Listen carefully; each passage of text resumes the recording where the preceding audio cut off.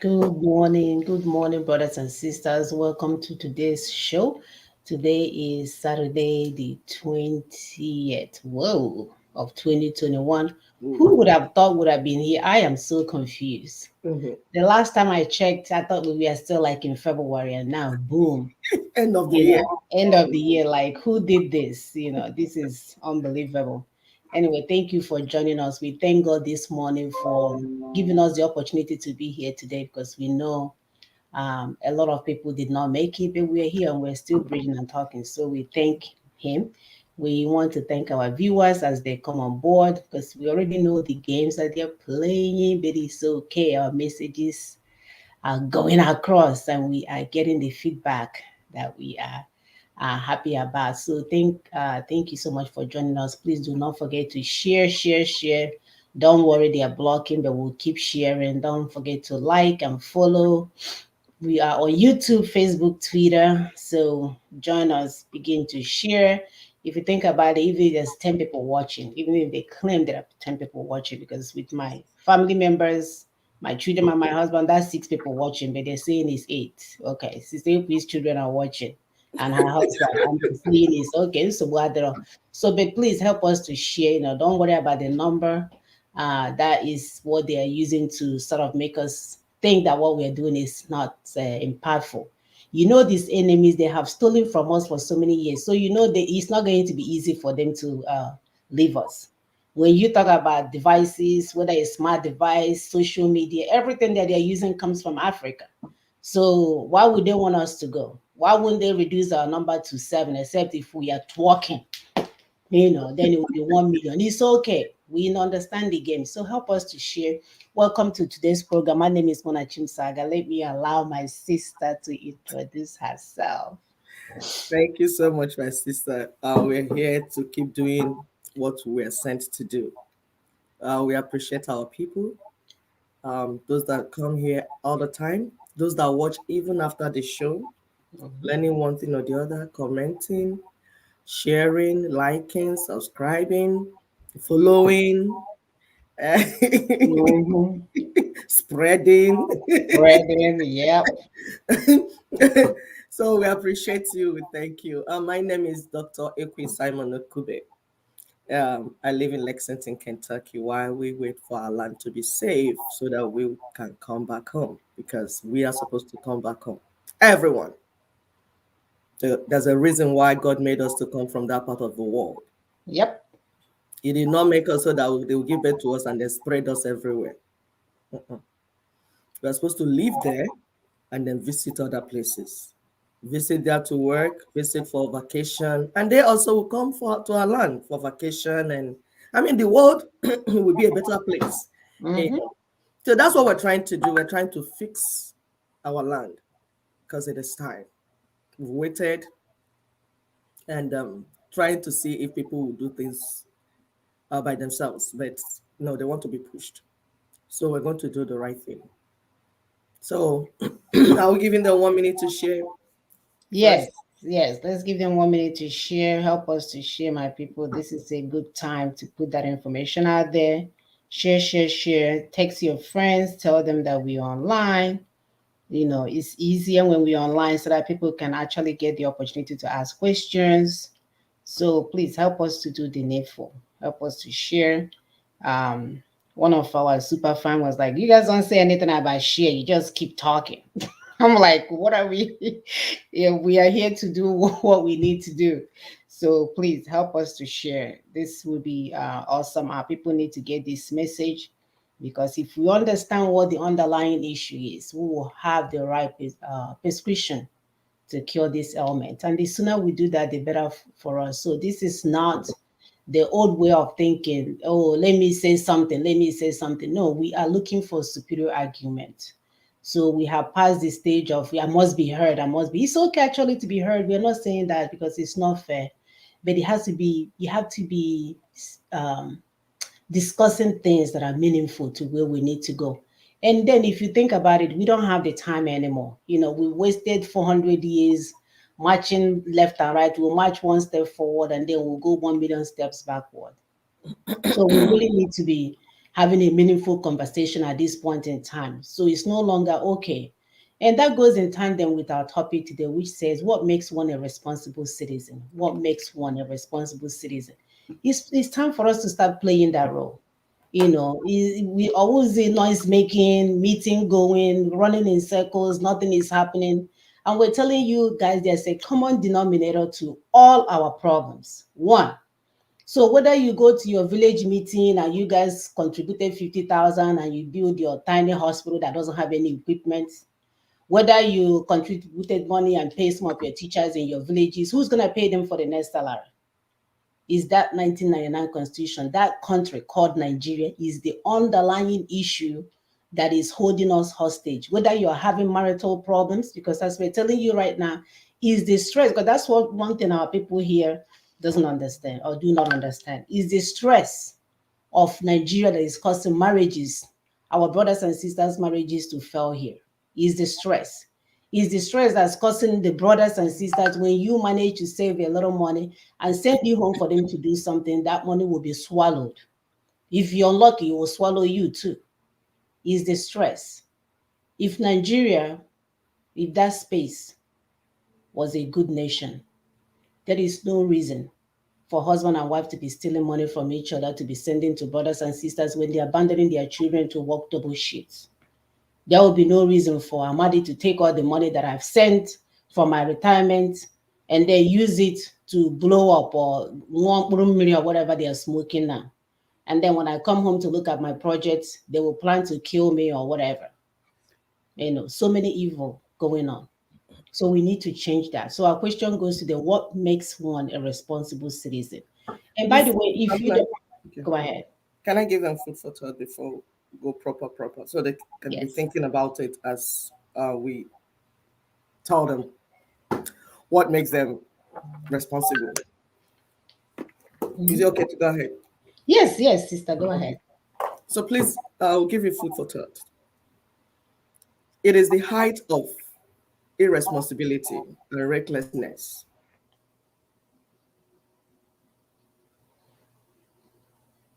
Hello? Hello? Oh, crap. See? He froze. Actually, Sister P, actually froze you in a nice format. You look nice. Because sometimes it freezes you when you have your mouth open. Okay. You're back. We didn't hear you. You disappeared. So please start all over. So, my people, I said, is the height of irresponsibility and recklessness to shut down a well thought out strategy just because it did not come from you, your gang of friends, and family members. And to make matter worse, to make the recklessness worse, you did not present a superior argument or a superior strategy, like my sister said. In place of it, you just pull it down and then you have nothing else to present. That is the height of irresponsibility and the height of recklessness. Well, I have a bad news for you. You will become a victim of that evil you refused to pull down yesterday. Mm-hmm. I think it's time for our people to begin to learn from people like Obi Kubana or Obi Koboko in Austin Motors. And a certain trial going on in Abuja today. You see, some people were told that we needed to pull down that 1999 constitution. They did not only refuse, they used every power and resources available to them to sabotage that project. And you know what? Today, they're standing trial at Abuja, pleading guilty, not guilty. Under the same constitution, they refuse to pull down. My people, you are meant to be wiser than your enemy. That is the truth. It is time to receive some sense. Because many of you will eventually become victims of that evil system that you refuse to pull down. Thank you very much.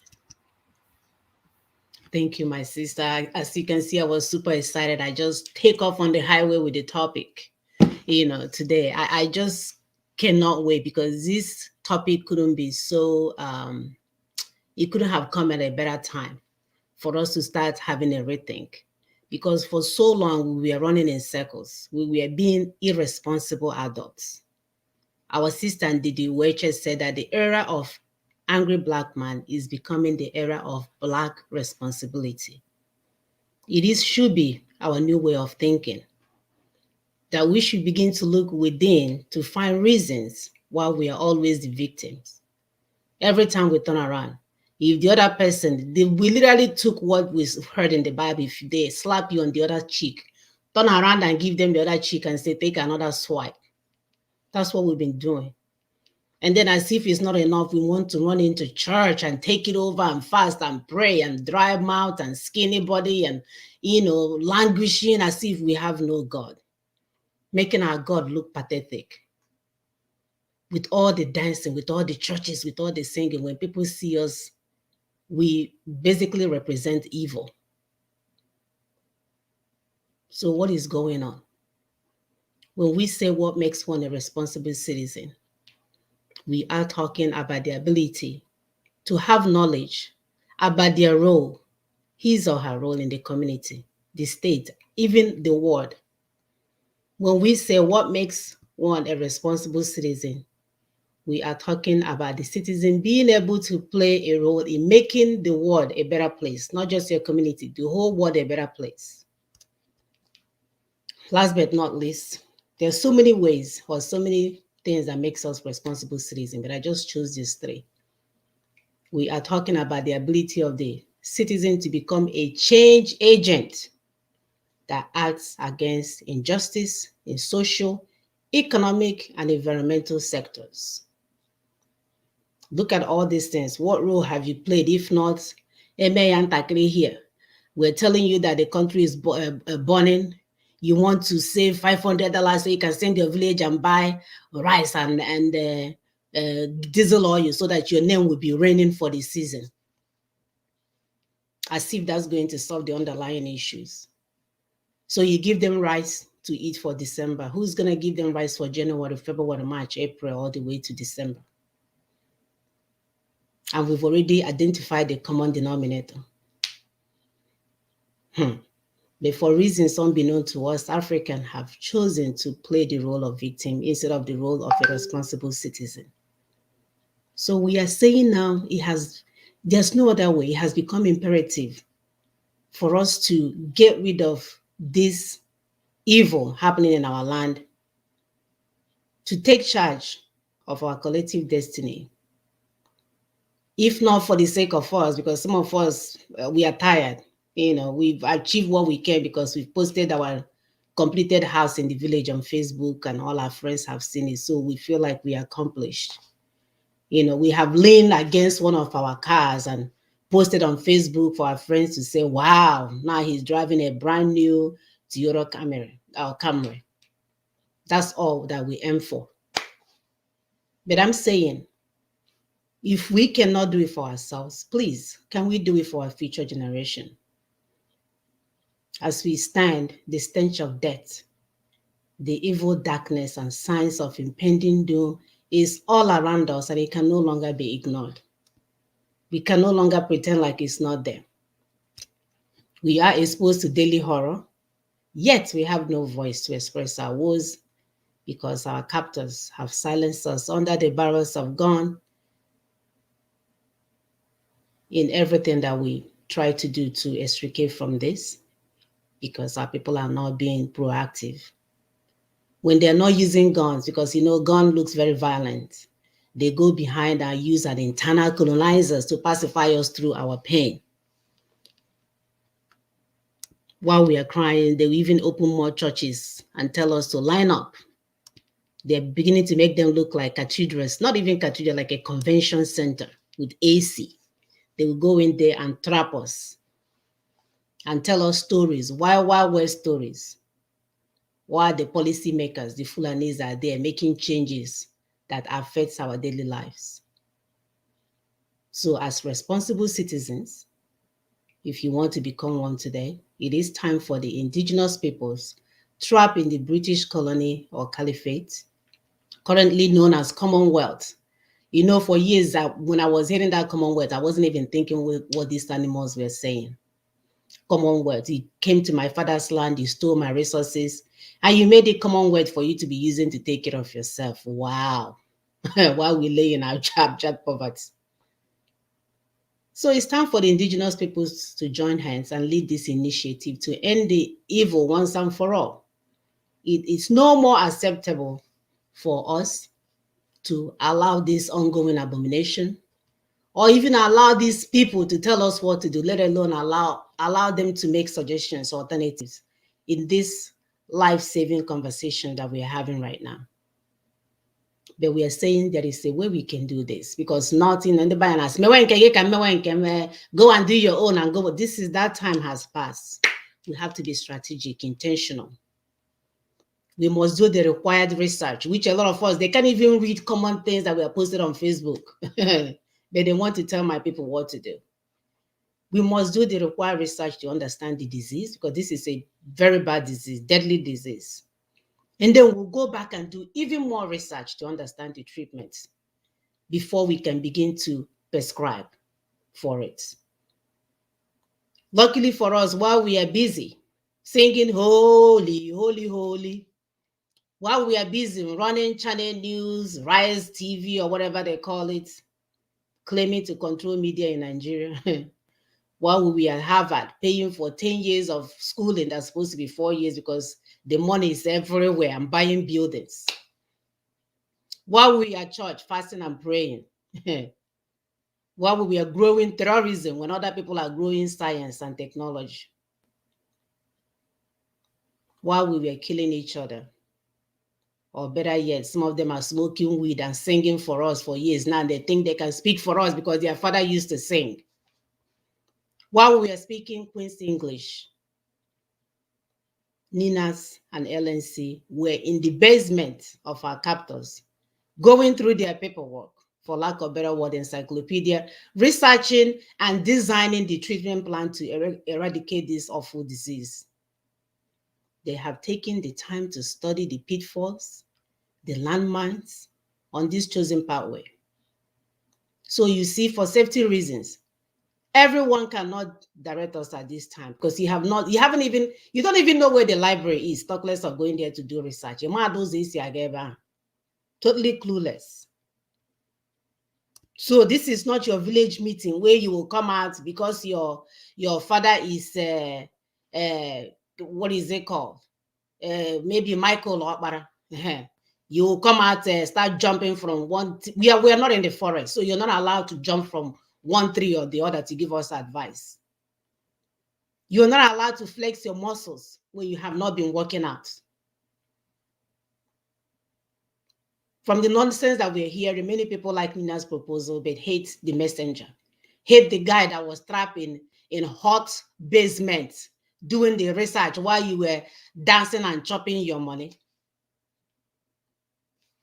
Now, because you have the best makeup or you have the microphone that your father left for you, you want to tell my people what to do.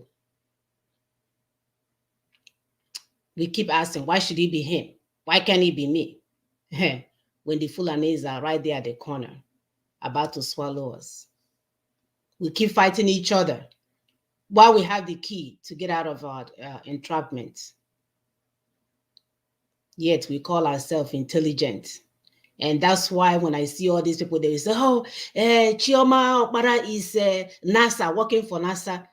Chioma will not deliver you from this, even when she works from NASA from now to January. That's why we can write the best book and have the opportunity to appear in front of a president of a nation. And all we can ask is for electricity.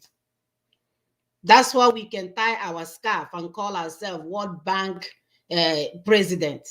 Yet you have not mentioned one thing about your people and what they are going through. Again, we ask, what makes one a responsible citizen? As we sit and attack our brothers and sisters, those interested in our resources are not relenting. They're busy using what we got, coming there to recolonize us as we are there trying to tell my brother, when Chinese people land there, how. And the worst part of it, the worst part of all of these things is that we're so irresponsible. We don't know the resources that we have in our land. We can't even begin to appreciate it because they're busy looking for 3 square meals. So I'm going to play our first video, which will help us to see some of these resources. Thank God that all the informations are out there. It's just for us to go get it. Because I couldn't have quantified. We know there are real resources, but we couldn't have quantified the percentage. It's the same criminals stealing our resources that know how much percent they have dug out of our land and our space. So let me pull up this video, sister. If you have something to add, we ask again, what makes one a responsible citizen? Do you understand what it takes to be a responsible citizen? Do you understand what we're trying to do here? Do you understand that we have to get out of this mess? Do you understand there are work that needs to be done in order for this treatment to be prescribed or for this prescription to be given? We need to go home. My sister, we need to go home. I will keep telling people, it's not okay for you to jump into a class and begin with questions when you have not listened to the lecture. This is presentation. What we do here every Saturday is presentation. And it's such that if you listen, you answer some questions by yourself. You won't even need to ask questions. Because what we want our people to go hand in hand. We don't want, I'm following here, I'm following here. Do you know who I'm following? My father is 90-something years, so I follow him. We don't want that. If your father is 90-something years, his brain is still functioning and he's current in what is going on, it will begin to make sense. But if your father is now going down, you are supposed to be coming up. If he's your father indeed, when he's 80, 90, you would have learned enough to represent him properly. This is what we're saying. We want our people to stop all this follow. We're here to deal with issues, not individuals. It's no more okay for Africans to be fighting for one individual when the entire community is going down. We are not here to restore one individual. We are here to restore ourselves. And for you to be part of that restoration, you must listen to some of these lectures, if not all. Why is it important for you to listen? So that you will learn. When you learn it, you will be fighting from your point. Me, I'll be fighting, and then we hold hand in hands. Before you know it, all the aggressors will leave our land. But if at the time you're supposed to be chewing bone, you're still drinking baby milk, how do I fight with you? How are you going to be my partner? How are you going to be a comrade? You're not up to. That's what we're saying. Please pay attention. Listen and follow us as we're going. Don't log out and log in. Every video has a purpose, and everything we say, there's a reason for it. My sister, please go ahead. Thank you. Right. Continue to share. Like I said, do not worry about the numbers. These people are playing games and we will overcome. As the antithesis of civilization, the heart of darkness, in the words of a certain Joseph Conrad. Centuries later, Africa remains ignored. It makes news for its conflicts, poverty, and exoticism. For the longest time, the world saw it as a lost cause. Then one country saw opportunity, and thus began a new race for Africa, not very different from the scramble of the 19th century when colonial Britain and France wanted raw materials, slaves, and geopolitical influence. Now, in the 21st century, global powers are in more or less the same race. China, the United States, India, the European Union, Japan, Israel, Canada, all of these countries are in the race for Africa. And one country is emerging as the clear winner.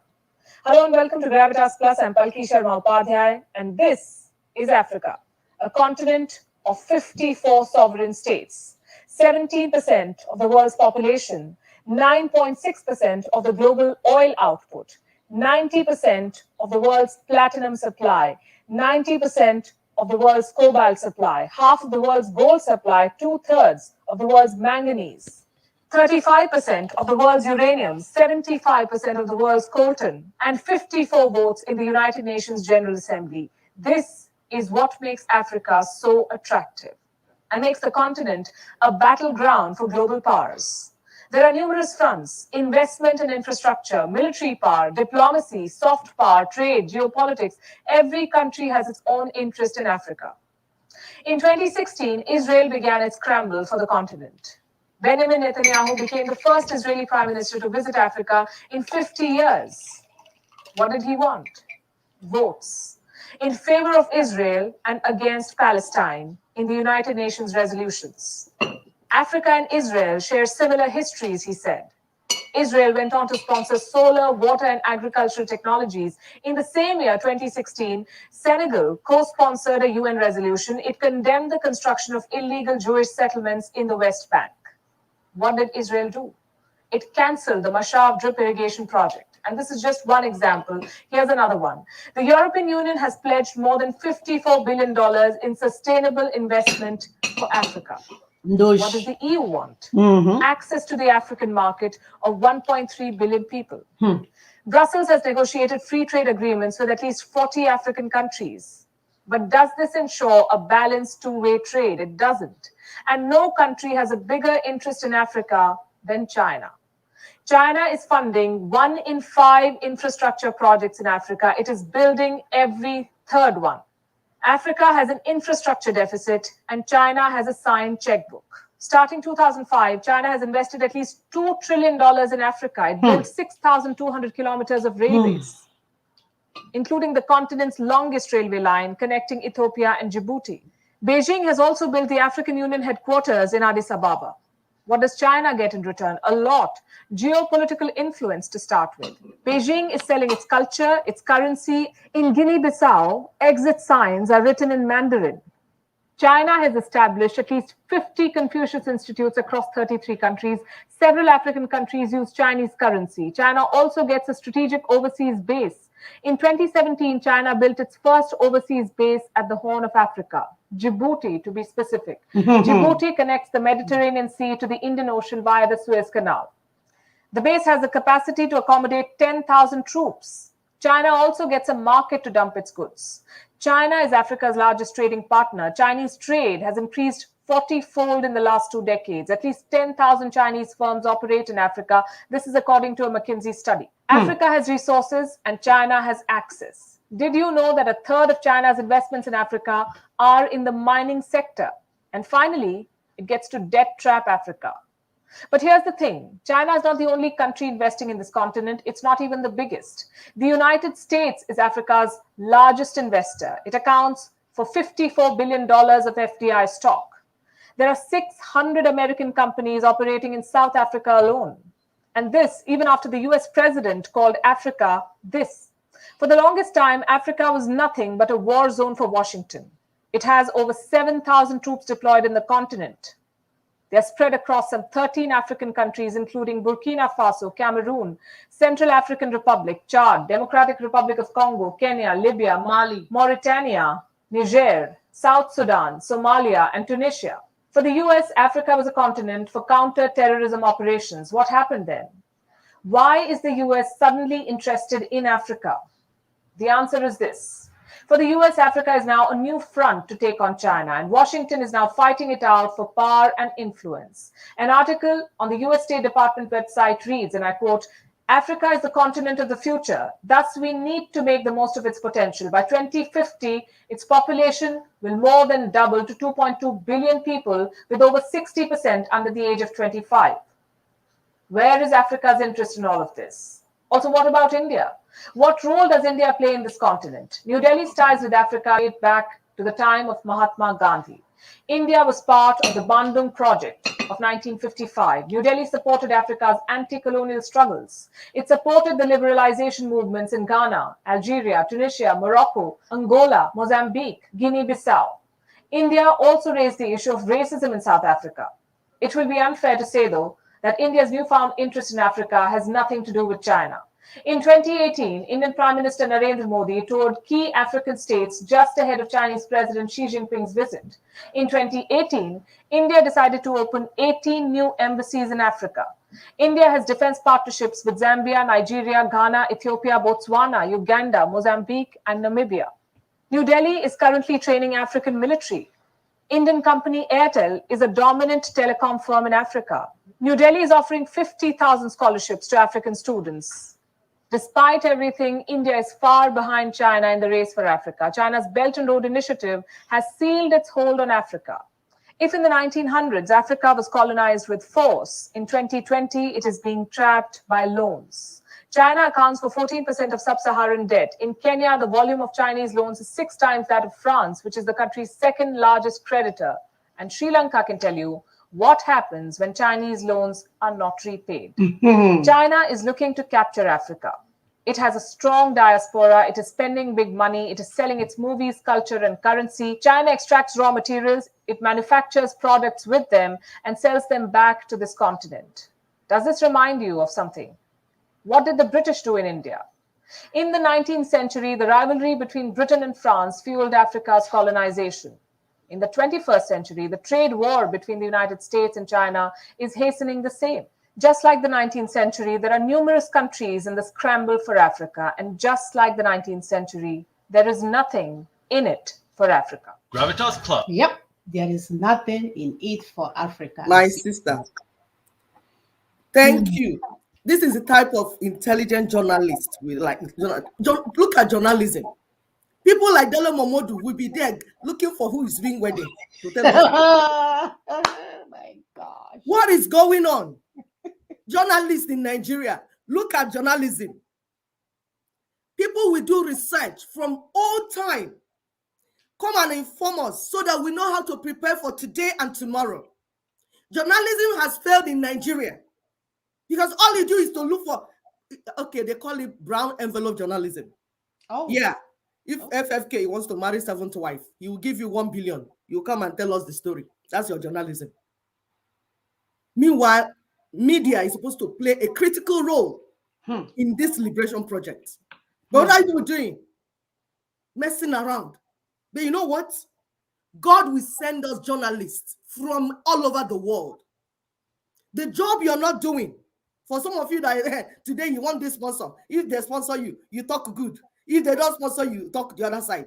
Or when you're afraid that, oh, my sponsor will stop giving me money, you come and apologize for speaking the truth. God will send us help. That's what we're telling you. You see this battle? God will send us help, all the help we need. And we will bring our children home. Because we are the ones giving birth to the children. We are the one entering the labor room, not you. So we know what it takes to bring one soul into this world. Then to nurture that soul to an adult. Then go to school. And then when we finish giving birth to them, they will scatter all over the world. And you expect us as mothers to be happy? We are here to do the needful. Let's listen to our mother. And somehow these videos are made by women. Hey, okay. Let's listen to our mother again, what he has to say. Are we ready, please, Sister Mona? just a minute. Go ahead. Okay. You see, self-preservation is the first human instinct. Self-preservation. How did we allow ourselves to be treated this way? How did we get here? When we have people that are supposed to be in charge. Yes, sadly. Hmm. And when you indict them, that, oh, you're in charge and you didn't do the needful, they say, no, it's not us. Some will even say, Abariba will say, you voted me, I'm there, but I'm not part of the government. You're not part of the government. You know you're not representing your people, but you're sitting there collecting salary. Fat salary. So what exactly are you collecting money for? If I'm talking on social media, you too will be talking on social media. When you're supposed to be making laws and trying to put policies forward that will save your people. No. You want to join me on social media so that we'll be dragging it. If I talk one, you talk two. If I'm crying, you two are crying. Meanwhile, I voted you so that you go and represent my people and make sure and ensure that the right thing is done. No, you come back and tell me I'm not part of the government. And that's okay. Come, there's a solution on the table. Come and examine it so that we will solve the problem. He said, no, I have to go for burial and I have to go for wedding. Let's listen to this, our sister.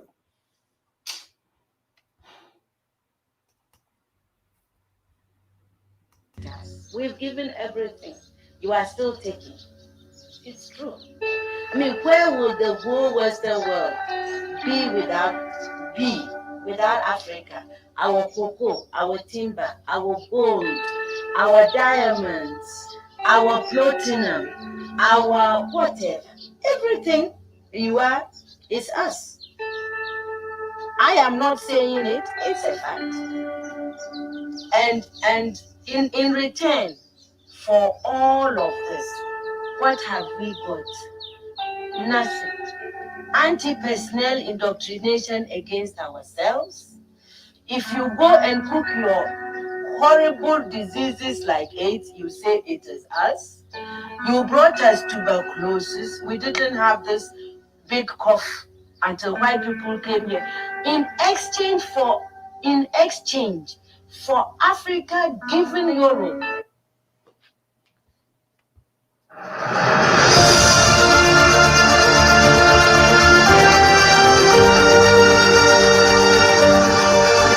My dear, so sorry about that. They have to run their They will sell commercial. their stuff, yeah. Yeah, and then if I play the same commercial, they will tell me it's illegal play out or something. Okay. Let's put our sister to. Has she finished? No, she's not. Let me bring it back up. Okay. So, as our sister is talking, you pay attention. What is happening in Nigeria is happening in Congo, in Sudan, as far in as I'm everywhere. concerned, since we My met dear- you people 500 Hold on, years ago, hold on. look at Yeah, go us. ahead. We've given everything. You are still taking. It's true. I mean, where would the whole Western world Okay, hold on. Let me pull it back up. So they are still taking. They've not stopped taking. Are we going to just sit down and allow them to continue to take? Why our children go hungry? Why our children scatter all over the world? Are you being responsible? Are you being a responsible citizen? Hmm. Are you being a responsible African? If you allow a stranger to come and take all your children's food, and what you do is he dance and go chop your money. Hey, which one is the latest one? I saw the other one. He says he's bringing money, asking them for money to service his Rolls Royce or whatever. I don't even know what it is. These people contributed an entire, whether 100 and whatever million, for the man to service his Rolls Royce. When we are telling them to bring just a little money so that we'll fund the project that will liberate everyone, Oh, people are actually going to clap for people like this. That is the height of irresponsibility. So we'll be pointing it out to you as we go. Then you use your tongue to count your teeth. You will know, ask yourself, are you being responsible? Are you being a responsible citizen? You give birth to children you cannot cater for. You give birth to children that in the land that you received from your forefathers, the land is about to be taken away from you. You are not able to hand that same land and resources to your children. Are you being a responsible parent? Are you being a responsible adult? Are you being a responsible citizen? Ask yourself. Use your tongue to count your teeth. Check. How many is remaining? 4, 5. Count it. Go ahead, Sister Mona. be without Africa? Our cocoa, our timber, our gold, our diamonds, our platinum, our whatever. Everything you are is us. I am not saying it, it's a fact. And in return for all of this, what have we got? Nothing. Anti-personnel indoctrination against ourselves. If you go and cook your horrible diseases like AIDS, you say it is us. You brought us tuberculosis. We didn't have this big cough until white people came here. In exchange for Africa giving Europe 500 solid years of our people, I mean, not Europe, the Western world, of our human beings to work your canes, to dig your gold, to taking gold itself, diamond, I mean, fish, peanuts, palm oil, everything. In exchange for that, we have got nothing. Nothing. And you know it. Nothing. And you look upon, so white folks look upon us like monkeys. It is true. It's in your literature.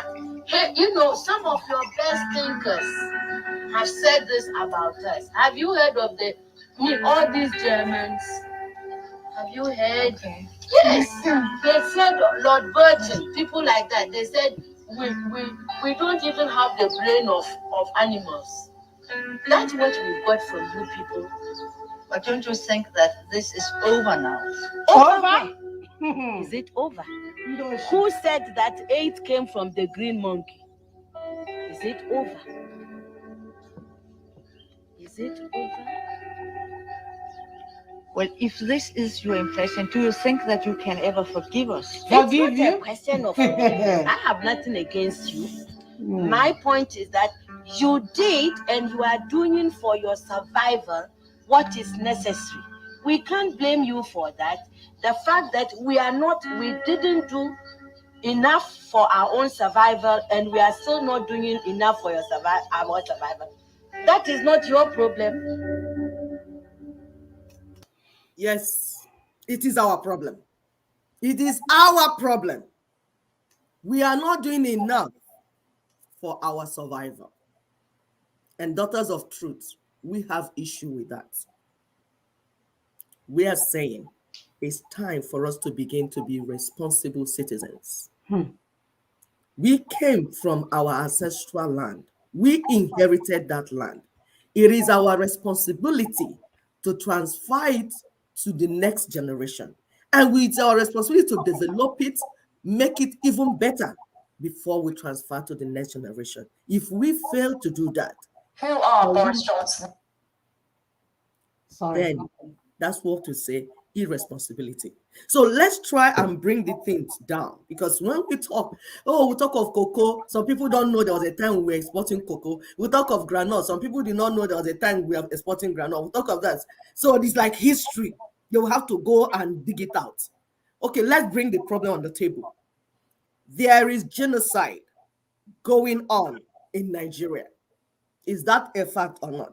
Because sometimes when you hear people speaking English, saying this and saying that with both sides of their mouth, we say no matter what you say, whether you are US president, whether you are the secretary, or whether you are the treasurer, no matter what you say, there are facts on the table and you cannot run away from the facts. Do we have genocide going on? Did you impose a fraudulent 1999 constitution on the people of Nigeria? Did you or did you not? Is there insecurity in our land? Our people being kidnapped? Our people being butchered, killed? Is it going on? Are we seeing it? Do we have lack of government? Because when there's insecurity everywhere and nobody is trying to do anything, there is no government. That's what, period. Do we have lack of infrastructure? We are asking those that are saying one Nigeria, all the things. We're saying now, because there's no time for lies anymore. We are here for truth. Because if the land is okay, why are Nigerians scattered all over the world? If you Americans and you are in your land, Europeans, you are living in your land, but my own people are the ones everywhere. Why? Common sense. Something is chasing them. What is chasing them out? Look at the 36 lopsided states that you people created. Are we talking about the 777 criminal local government areas that you created, all for the purpose of divide and conquer? All these things I just said, what is the remedy? Because if you don't remedy it, my people will not be able to return to the land. And you will be there fighting immigration, fighting 419 crime, fighting this. These are called medicine after death. You know what the problem is. but you refuse to allow it to be fixed Yep. For their benefits. for your benefit. That time for lying is over. There's no more time. And we are saying that while these problems linger, we will not follow Fulanese to one more national election, Nope. except these things are fixed. We must put the things in place to begin to fix them, and everybody will see it. No lip service this time around. We don't care how many you want to shoot. If you want, kill all of us. Lekki massacre. You massacre, you deny, you deny reports. Anything you want, do. We are saying we are here to fix these problems today. So anybody that wants to be on the table, you better be listening, because the indigenous peoples are leading this initiative. This problem solving, we are leading it. You're not leading us anymore. Nope. You're not allowed. You are not allowed to lead us. And you're not allowed to speak for us if you are benefiting from the fraudulent system you people set up in Nigeria. If you are a beneficiary, you are not allowed to speak for us. Speak. You are not allowed to speak, let alone offer opinion or suggestion. You are not allowed. You are banned. You are banned from telling us what to do. Whether your father is a musician from We don't care. Bo. You come when the more after smoking Igbo, you come, you tell us one thing. I think is this, that whether you're speaking English that you learn from wherever, we don't care. As indigenous peoples, we don't even speak English. We don't understand English. We don't know how to speak it. We're only using it to say, because what can we do? So whether we say you cousin or you cousin, it's not our business. We are here to use our brain to solve our problem. And you know what? It is mental illness to be joking when you are in horror. You are in a horror and horrible situation. Rather than think of how to fix it, you turn it into something to play about and something to sing and laugh and dance about. You are sick. You're mentally sick. Ara na wagi. That's where my people say it. In Apuara, you are mad. Because an adult that is responsible, if there's a problem, you look for the solution. If you can't get it yourself, if it's a medical problem, you go and look for a professional in that area. If he's a medical doctor. If it's your stomach, you go and look for the doctor that's in charge of stomach. If it's in your head, you look for the doctor in charge of the head. If it's a problem like you can't build a bridge, you need bridge, you go and look for civil engineer, say, come and fix it. We are saying it's no more okay for us to have a beast eating up our children, and you start singing and making us to dance about the beast. We are saying no more. People are worried now about Urummiri. But the mental illness has been there. I was discussing with my daughter. My daughter said, I think 75% of Nigerians are even mentally sick. Because it doesn't make sense that they will be in such a deplorable situation. All they can do is sing and laugh about the situation. My daughter said it doesn't make sense to her. So see that everybody is on one type of addictive drug or the other. For some is cocaine, for some is Urummiri, for some is church going. Yeah. Monday For some is church going. Yes, that one is an epidemic. Believing in God, it is well. Oh, it is well. It's already tsunami. It is well. I said, what of river? Is the only well that it will be? So Nigerians are already mentally sick. So all of them need rehabilitation. Because you cannot tell me that these Fulanis have been doing what they've been doing with their counterparts, the Britain and US and all of them, and you people sat down there doing nothing and singing. Are you not concerned that there's no Africa there's nothing in Africa for African children? Everyone is living. A doctor just passed and graduated. He said, yes, I got work in UK. I'm going with my mother. Everyone is living. There's nothing in Africa for African children. Is it not a concern to you as a responsible citizen? We are saying that we are not doing enough for our survival. Nope. We are saying that we have been irresponsible as a people, as Africans, as Nigerians, as Yorubas, as Igbos, as Ijos, Efik, Tiv. We have been irresponsible adults. All our intellectuals and professionals have left our land. So who will fix the land? We do not even celebrate what we have. We don't celebrate our values, our core values. We have lost them and imported foreign values that we don't know where it came from. You see a mother, she's wearing, is it tight or boxer, or which one is she wearing? Exposing everything. Then they will open and say everything that was hidden has to now come open. Public Because they parts. want to market it, yes. Went from private parts to What public we knew parts. as private parts before have become public parts. Mhm. And you think it is okay for us to live that type of life.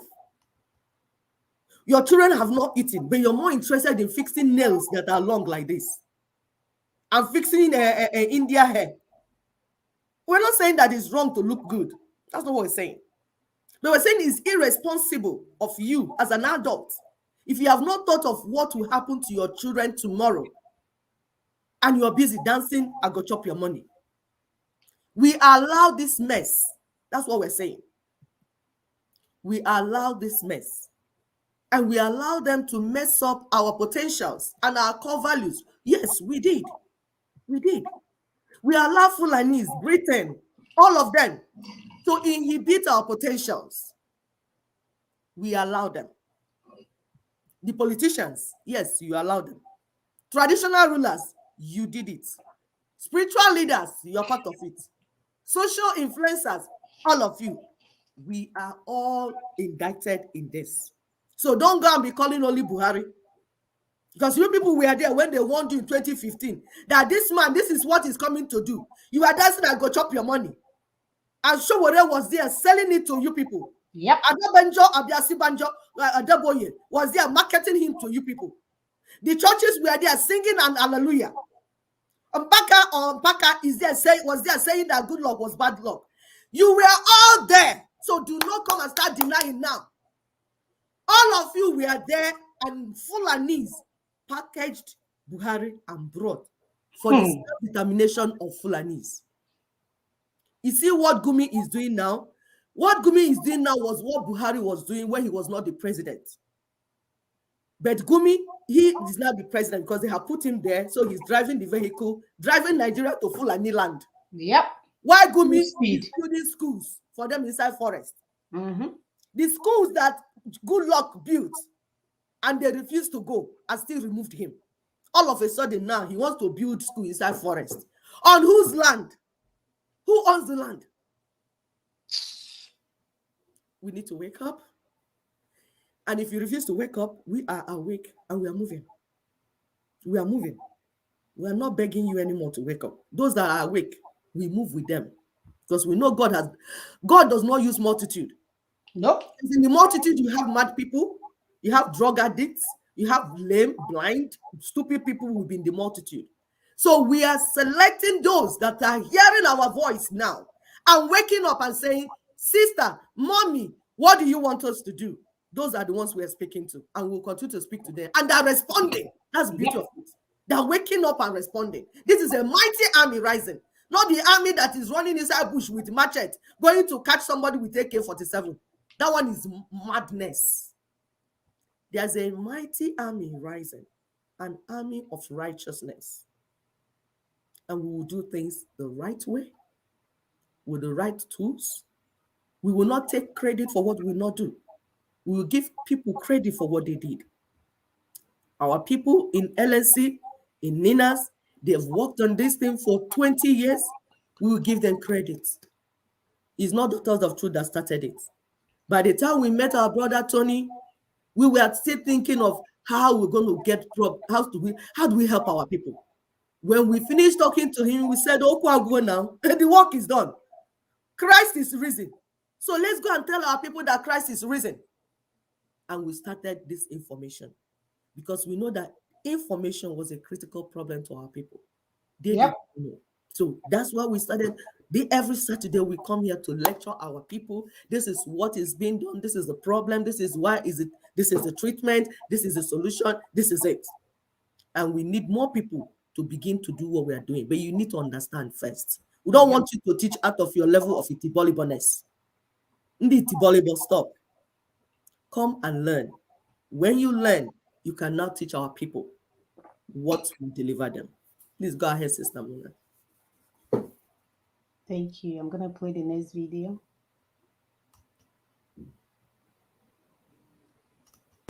Real bosses. The Owen Paterson affair has revealed who are Boris Johnson's real bosses. The Owen Paterson affair has revealed the extent to which Britain has a captured state, whereby the interests of Boris Johnson administration are not necessarily aligned to the public interest, but the interests of a very narrow set of private individuals and organisations. Who are Boris Johnson's real bosses? The Owen Paterson affair has finally lifted the lid on corruption in Britain's political system. The question is, why has it taken us so long to get there? One of the most insidious aspects, which is a real danger to British democracy, is a very imperial form of English exceptionalism, which is still so embedded in this country. We don't think that we could be corrupt. We're not Russia. We're not Viktor Orban's Hungary. But we shouldn't forget that when we talk about Narendra Modi's India, for instance, and we talk about how corrupt it has been and how corruption has fed into that country's coronavirus response, we should be asking a question about Britain.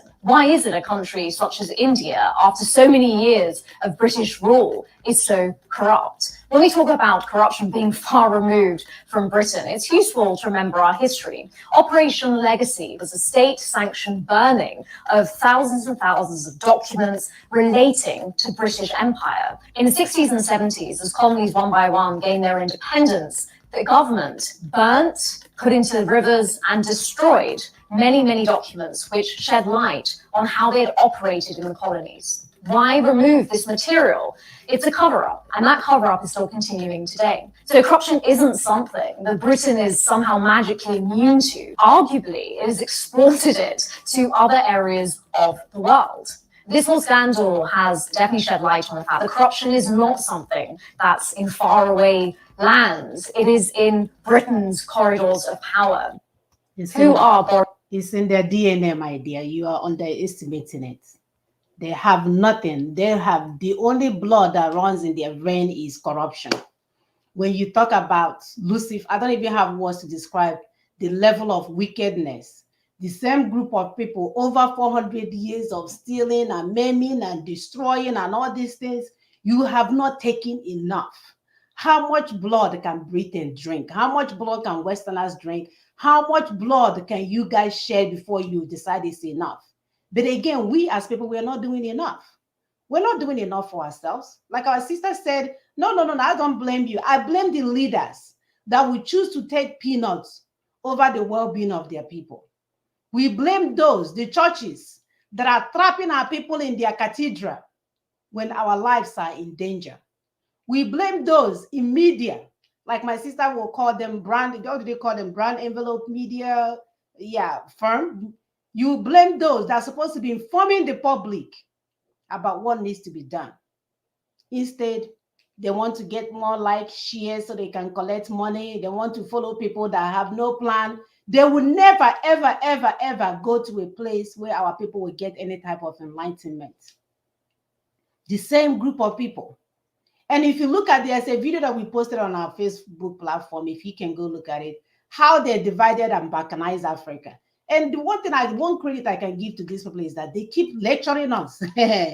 You know, they listen, we are busy leaning against our car and showing the used car that we just finished building up from junkyard and they painted it white. We are leaning on it to show off. The information is there. We were never meant to survive. And when they left, they implanted what we call internal colonizers to continue the subjugation and the pacifying of our people. That's why when they steal all the money, they have resources. Because all along you'll be thinking, okay, you're a democracy. Why are you allowing these criminals to bring money to your country? Business partners. Business partners. That's why the likes of Okoro and them and all the politicians, they will steal money at Baribe and they will come and buy their houses and lock it up here. Exactly. Business partners. This thing has been ongoing for years. They have even managed to instill the Stockholm syndrome, where some of our people, when you start talking about Britain, they say, yeah, start talking about Britain. If I see you, this muscle, one blow in your mouth, all your teeth will come out. Sickening, people. We have to do different. We can no longer continue to be ignorantly arrogant, like my brother would say.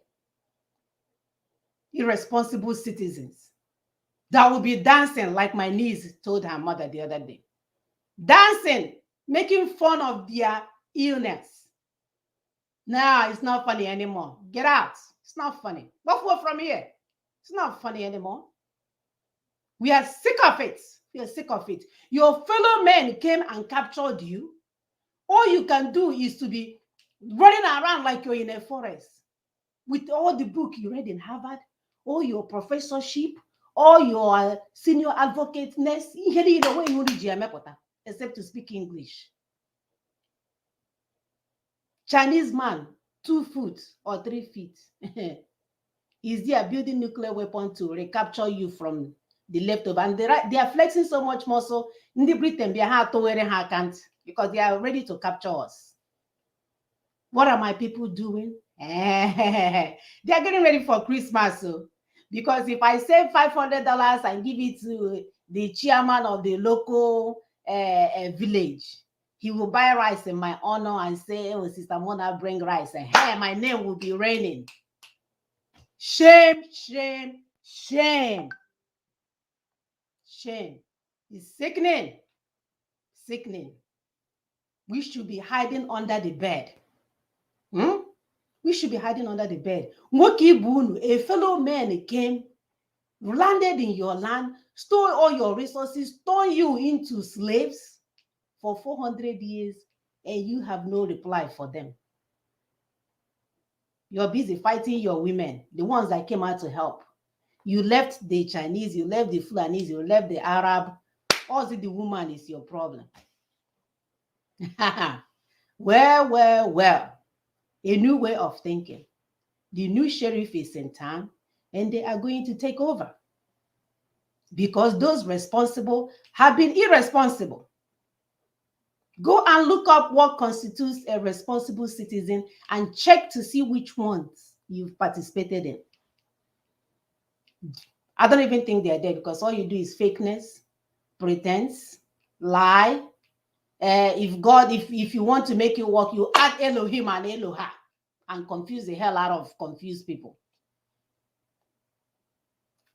It is no longer acceptable for us to remain irresponsible, because our enemies are not relenting. They need the resources in our land to build all that, and they can have it, but we have to negotiate for it to benefit us.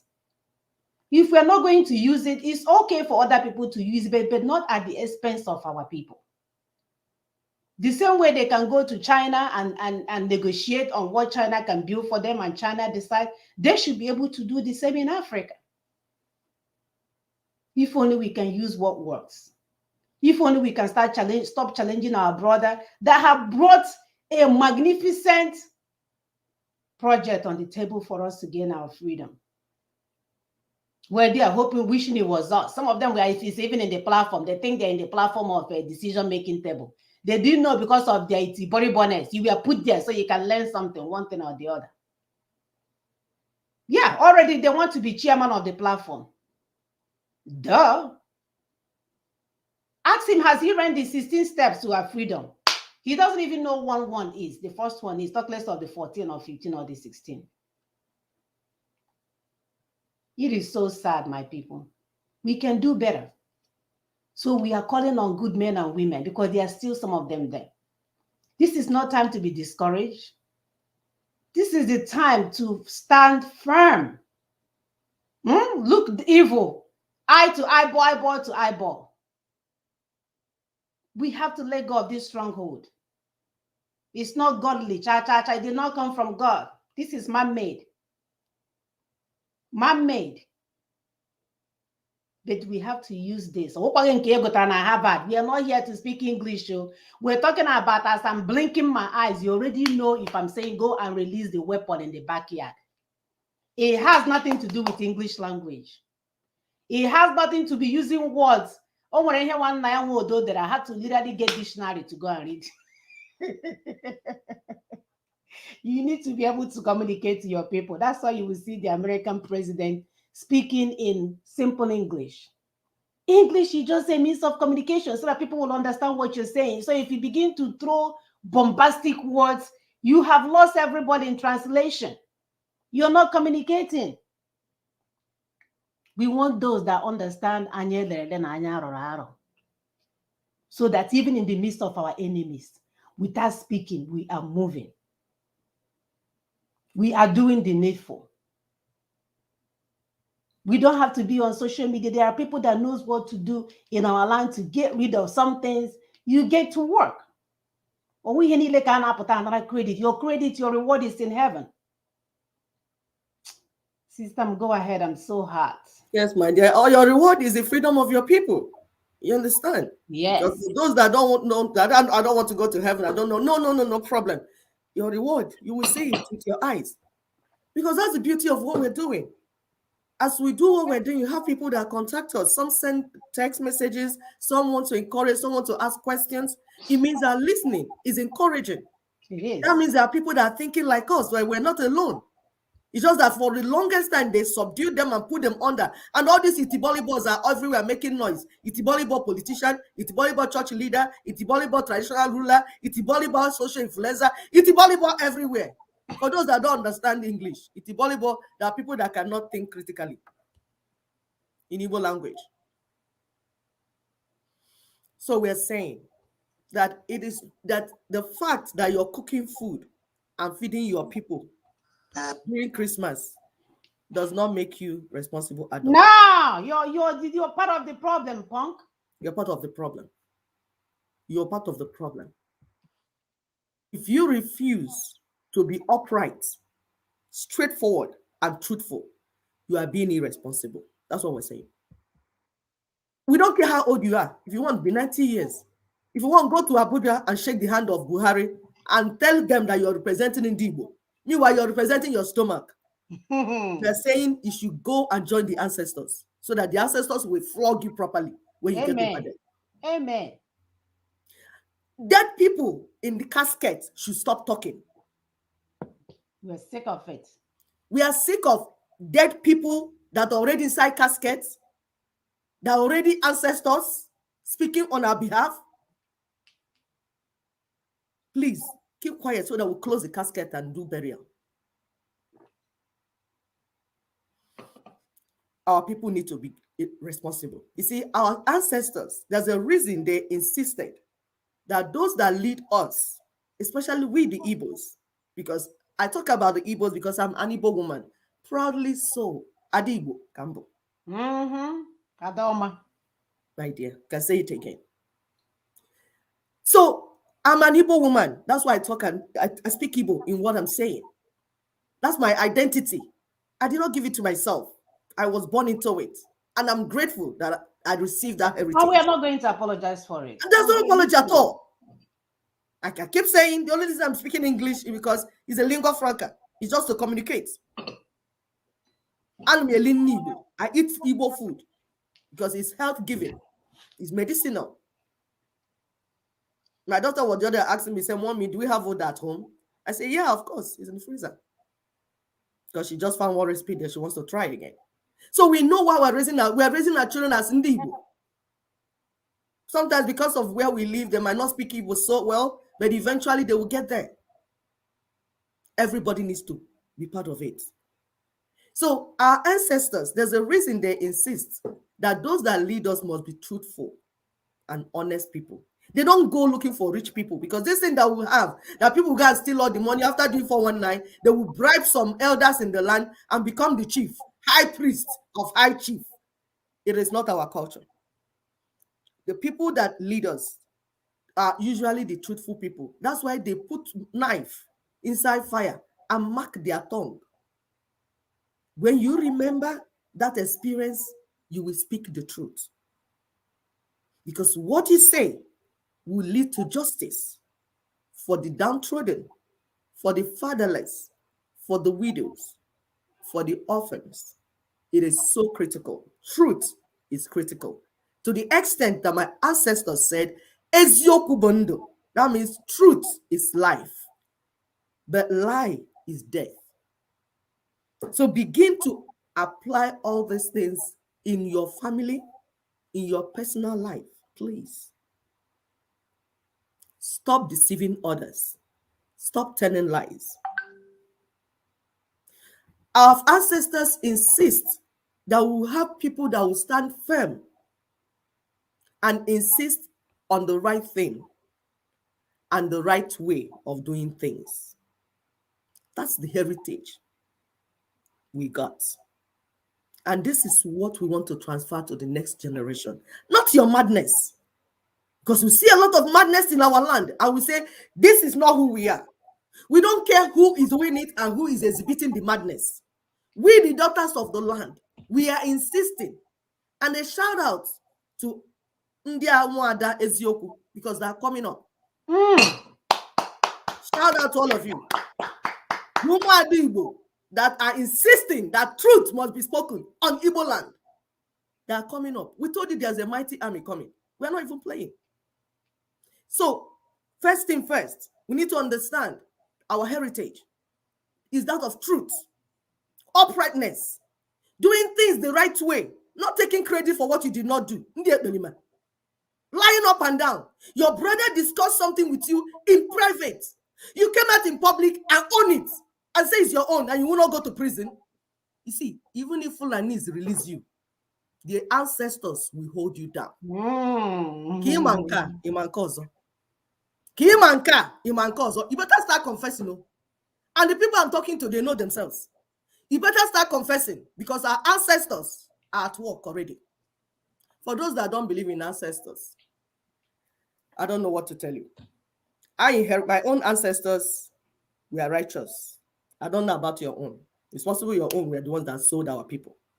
My own ancestors fought for my people. That's why you see me doing what I'm doing. It's in my gene. Yes, so In both sides. Both originated maternal and from the maternal. DNA. Yes, Yes. so Yes. So that's why I give them credit. Just saying. So our leaders must be those that speak truth. You don't care whether you will lose sponsors. You just say what is the truth. Because the right sponsors will come for you. at the appropriate time. At the appropriate time. Anything that the sponsor has not come, that means that the time for that thing has not come. Be patient. But do not, because of those that will watch you on YouTube and click like so that you have 7,000 like and you are famous. If you see truth that your people need, you hide it, suppress it. What is different between you and the brown envelope journalist? There's no difference. It's the same thing. Brown envelope is about money. The politicians are giving those people money. Your sponsors are giving you money. Whether they are mad people, you don't care. You see, they're clicking like for you. That's what used to happen to us when we were in that camp of Biafra. We see 3,000 likes. People watching us. We didn't know it was 3,000 mad people. We didn't know there were 3,000 mad people watching us. But today, when you see 10 watching us, there are 10 intelligent people, smart people that are already influencing their people in their regions. So we are grateful to them. We are proud because we see the work going on. The other day, we had some people writing resignation letters, one in Igbo land, one in Yoruba land. They said things are not going, this is not what they thought, and they resigned. That is how to be responsible. Because you're making a statement by that resignation. Not Abaribe, that they voted, and he's where he is. He cannot do what they voted him to do. Instead of him to say, I'm out of this, and go back to the people that sent him, say, please, let's re-strategize. This is not working. He's there collecting billion and saying, it's not me, I'm not doing it. And what do you mean? He has to pay the tax in his house here in Missouri City. By the way, the last day to pay for tax is December 30th. Somebody gotta pay for it. I forgot. You want them to foreclose his house. Then they should keep quiet or allow people that our God sent to us to do the job. Because we need to go home. So we need Spiritual revolution. What is revolution? It's like you want to rethink the way you're doing something and bring change. Like my sister said at the beginning, you want to become an agent of change. Ask yourself, why is it that our spiritual powers are not working for us? You say we have spiritual powers. Some people can lay hands on the lame and they begin to walk. Some people can lay hands on the blind, they will see. Yet white man came here and colonized us. Fulanis are coming to chop off our head, and they cannot lay hand on Fulani so that Fulani will faint and die. Does it make sense to you? Upon all the powers we claim we have, wicked foreigners are here conquering us. And we cannot use that power to stop them. Can't you see that there's hanky-panky? Are we talking about witches and wizards? With all their spiritual powers that they can use to kill children in the middle of the night. They did not kill Oyibo man. And Oyibo man came and killed all of us. Carried all their juju and traveled to their land and put it in museum. Our witches and wizards, herbalists, and all the traditional people are there watching them. You can even say, take them from a hot environment, put them in an AC somewhere in Yes. London, and they didn't react to those They didn't react to- statues are dead. This is their Enjoying God. air condition. The God is enjoying air condition. Yes, why would he enjoy air condition? When he kept him in Africa, left him inside the bush, pouring blood of chicken on top of his head. He will enjoy the AC now. He will prefer that one. That's why he's there. He's not talking. No. White man stole your God, and your God is not talking. Spiritual revolution. It's time to start thinking differently. How come your juju, the juju that you're using your juju can only kill black people, and it cannot kill white man? When a new young boy brings a new car to the village, you use juju and kill him. But white man will come and colonize you. You could not use juju to kill the white man. 400 years and counting. 400 years counting. Hmm. How come that your poison can only destroy our black people? Or the poison, is it made for black skin? Look at all these foreign aggressors. Why didn't you put poison inside drink for them? Or the poison is only for people that bought new cars and built new houses? We need to begin to think. Look at Christianity. How they're using fake Christianity to tie our people down. Yeah. A Christianity that is based on lies. People like And Mbaka is still walking around in our land claiming to be in charge of how many millions of people. I'm telling you. Meanwhile, they're using fear to hold the people down. Fear of hell, fear of punishment, fear of purgatory, fear of calamity. One fear or the other. Even for a woman to talk, they will tell you, no, if you do this or do this. We need to begin to think differently. Our people are worshiping God out of fear, not because they love God. Because when you worship God in truth and sincerity, there is result. You see the positive result. But what you people are doing is witchcraft. It's not Christianity. That's why it's not working. Yep. The more churches you build, the more darkness comes over the land because it's witchcraft. It is witchcraft. I said it. Yes, I did. Organized witchcraft. Go and tell your pastor I said that. I said that what he's practicing is organized witchcraft. There is no way the power of God will be present and will not liberate the people. All of you, all those things you people are building, better start converting them to factory and start employing the people and giving them job. Do it willingly, because the army that is coming will make you do it. We want people to worship God out of love for God and humanity, because there's a difference. But when you worship God out of fear, you won't do anything right. And you know what? That's why when your children leave your home and come here to US to study, they stop going to church. That's the first thing they do. The first thing they do is that they stop going to church, because you have manipulated them with your sorcery in the name of Christianity all these years, and they want to run away from you. They don't even want to meet you. They don't want to come and meet you as your parent. They run away from you parents, even those living in US here. Their parents will leave, their children will leave home for college and never come back home. It's gone. They're gone. They're not coming. Because you used fear to hold them down, rather than teach them the right thing. This is why I want you to do this. This is why if you do this, this is the result. This is this. This is the result of this right acting. The child will understand it, so that whether you are there or not, the child will be able to do the right thing. That is how we want responsible citizens to be. We're talking about responsible citizens, because you can't be a responsible, you have to be a responsible family member before you can start. First of all, you have to be a responsible individual. You have to be responsible to yourself, then responsible family member, before you become a responsible community member. Yep. And these things we're saying are the things we want our people to begin to work on. Please, when you finish, watch this video again and follow all the things we're saying, so that we'll begin to make these changes. We need to make these changes. Stop leading your children with fear. Stop leading people in the church with fear. Truth is important. Tell them what the truth is. If they need to leave you, they leave you. Because that is what is making us go down, down, down, down. We're talking about cultural revolution again. Because we are touching the areas that we need to take care of, because we have not done enough for ourselves, for survival. That's why God gave these lunatics the audacity to come to Africa and colonize us and conquer us and kill us. We have not done enough.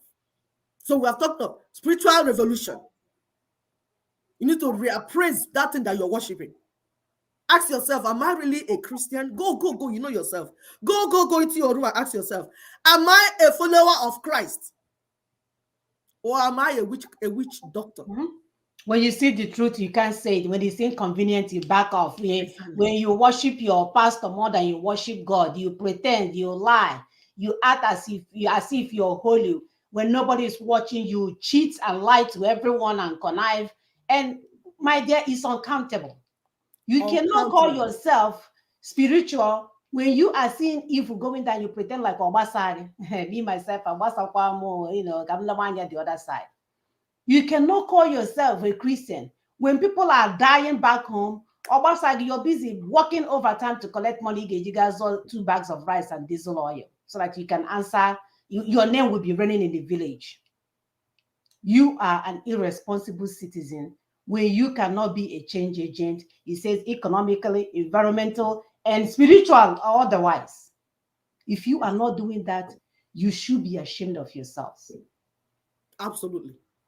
Absolutely. Very We need ashamed. to begin to talk to ourselves. Yes. Because when we talk to ourselves, the change will begin from me. Yes. Then you can become a change agent.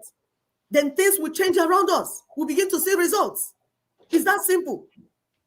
We must do the right thing, the right way. That's what we're saying. Enough of deception. Enough of manipulating others. Enough of lying. It's enough. Use everything to manipulate my people. Lie to them, cheat them. That's why we're not getting the result we need to get. And we're saying it's time to change. It's time to become a responsible adult. It's time to become a responsible citizen. We talk of cultural revolution. You're busy burying your dead with cows you bought from the Fulani man that is using the money he got from selling his cow to buy AK-47 to kill your people and rape your women and your daughters too. Are you being responsible? Obi Kubana. Yes, you're busy paying 500 for buying 500 cows because you want to bury your mother. In a land where my people have not eaten. In a land swallowing my people. At a very critical time, my people are dying in pain and sorrow. That's all you can do. You sprinkle money everywhere in the name of burial. No, you are being wicked. And it's time for you to pay for your wickedness. We warned when that was happening. We were here. Every other person was dancing and clapping hands and celebrating evil.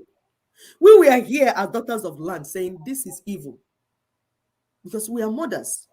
We are known for telling our children truth. Because we want them to turn out right.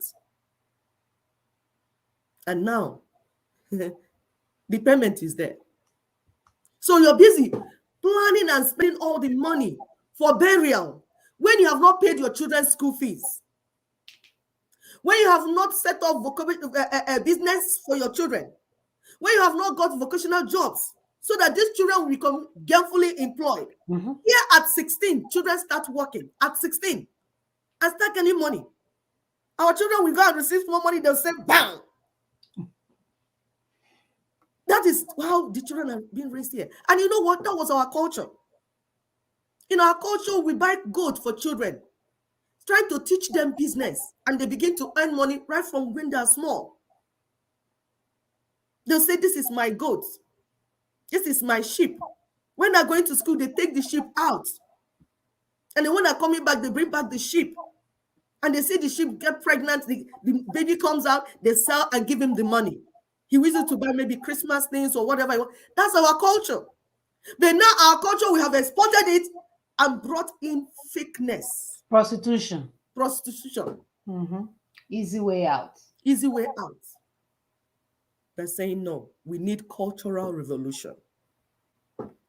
Please do not spend the money that you're supposed to use to pay your children's school fees on the burial of your dead people. That's an abomination.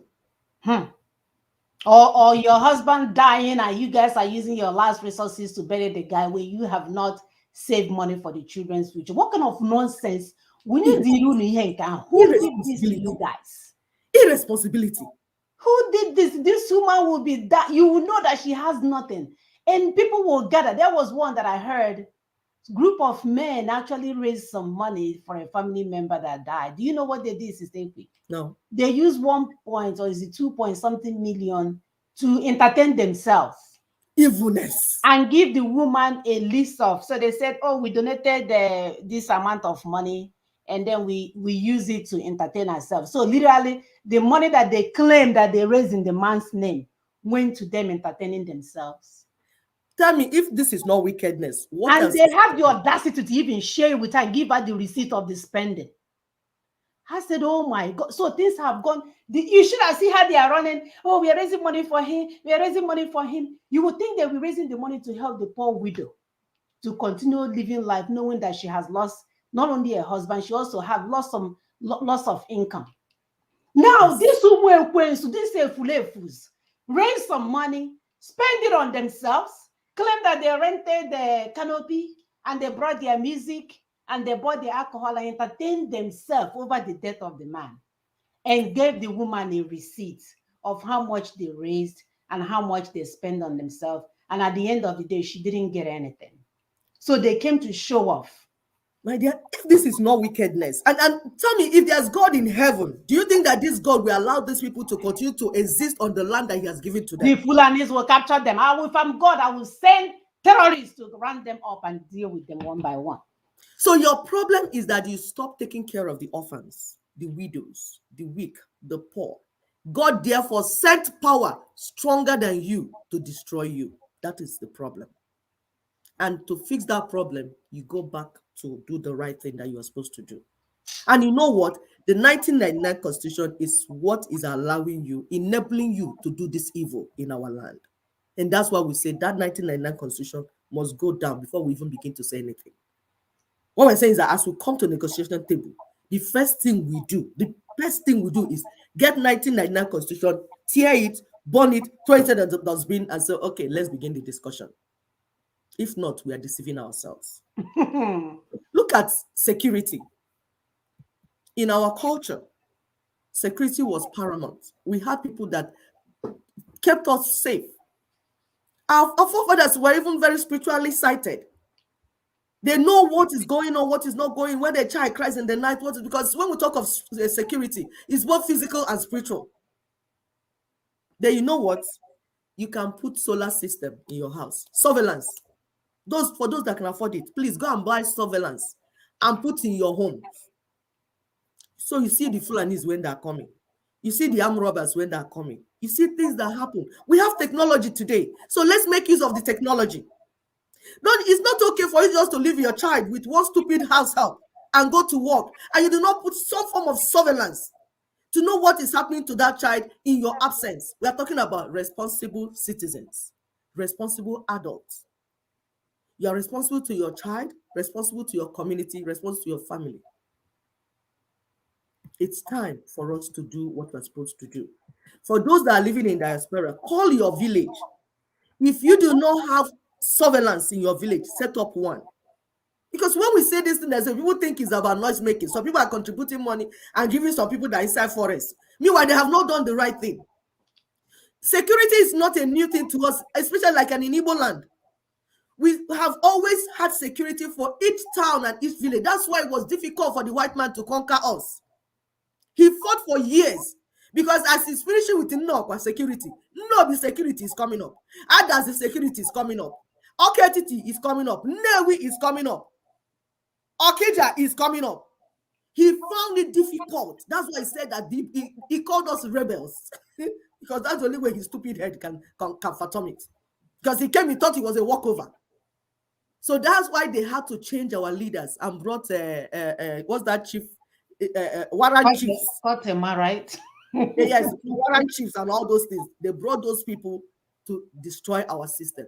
We had a working system. We had democracy. We had constitution. We had security. We had banking. We had everything.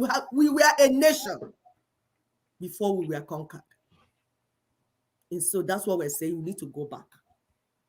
We need to go back to who we used to be. You need to be emotionally available to your family and your generation. You need to be there. Please say that again. You need to be emotionally available. Don't just be a figurehead father or represent a father in proxy, a mother in proxy. You are a mother and your children don't even know the love of a mother. You are a father, your children don't even know what they are inheriting from father. Even if you don't have or you're a father going down the street and sleeping with all the 16-year-olds that you can lay your hands on. Exactly. You're the only one that have private parts. I'm telling you, please be emotionally present for your family. Begin to think about your children and family and what you can do to make it better in your family relationship, in your community relationship. We are taking you down the line how these things got bad before the enemy came inside and conquered us. We need to be proud of our values and our identity. We need to work hard to improve on our identity, our work, and then hand over to the next generation. We need to ensure that the right constitution is put in place. First of all, we'll make it first and then put it in place. Else, nothing else will work. Nope.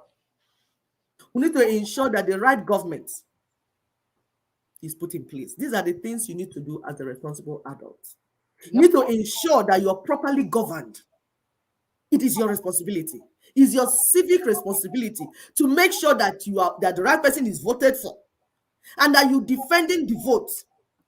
Is your responsibility. That's what you're supposed to do as a responsible adult. You're supposed to ensure that there's a sound judicial system. Else there will be injustice everywhere. And the weak will not be protected and they will be vulnerable. Yep. We are telling you what you need to do as a responsible adult, responsible citizen. This is what we need to do. When we do the right thing, who is US president to tell us what to do or what not to do?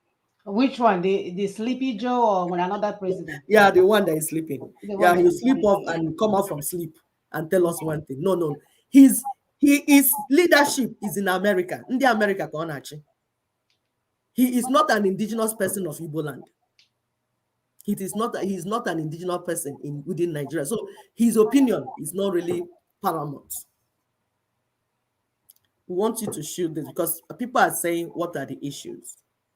Practical issues. Please listen to this, our brother, because more people are beginning to gain the voice to say the right thing. They're hearing, they know the truth. The truth is there. So listen to him. Please go ahead, Zamuna. The relationship, the marriage in Nigeria is a marriage of the master and the slave. Obviously, the Northerners are the masters, the Southerners are the slaves. But that's your reading of it? That is practically in every aspect, in every facet of Nigerian life. Take the petroleum industry bill, take the oil, take the VAT, take education, cut-off marks in secondary schools and universities. Every aspect of the Nigerian society favors the North. Take the creation of local governments, take the creation of states.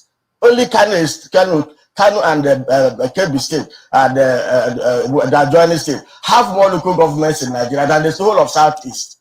So but however, the good thing is that suddenly Nigerians have started to realize that this master-slave relationship cannot continue.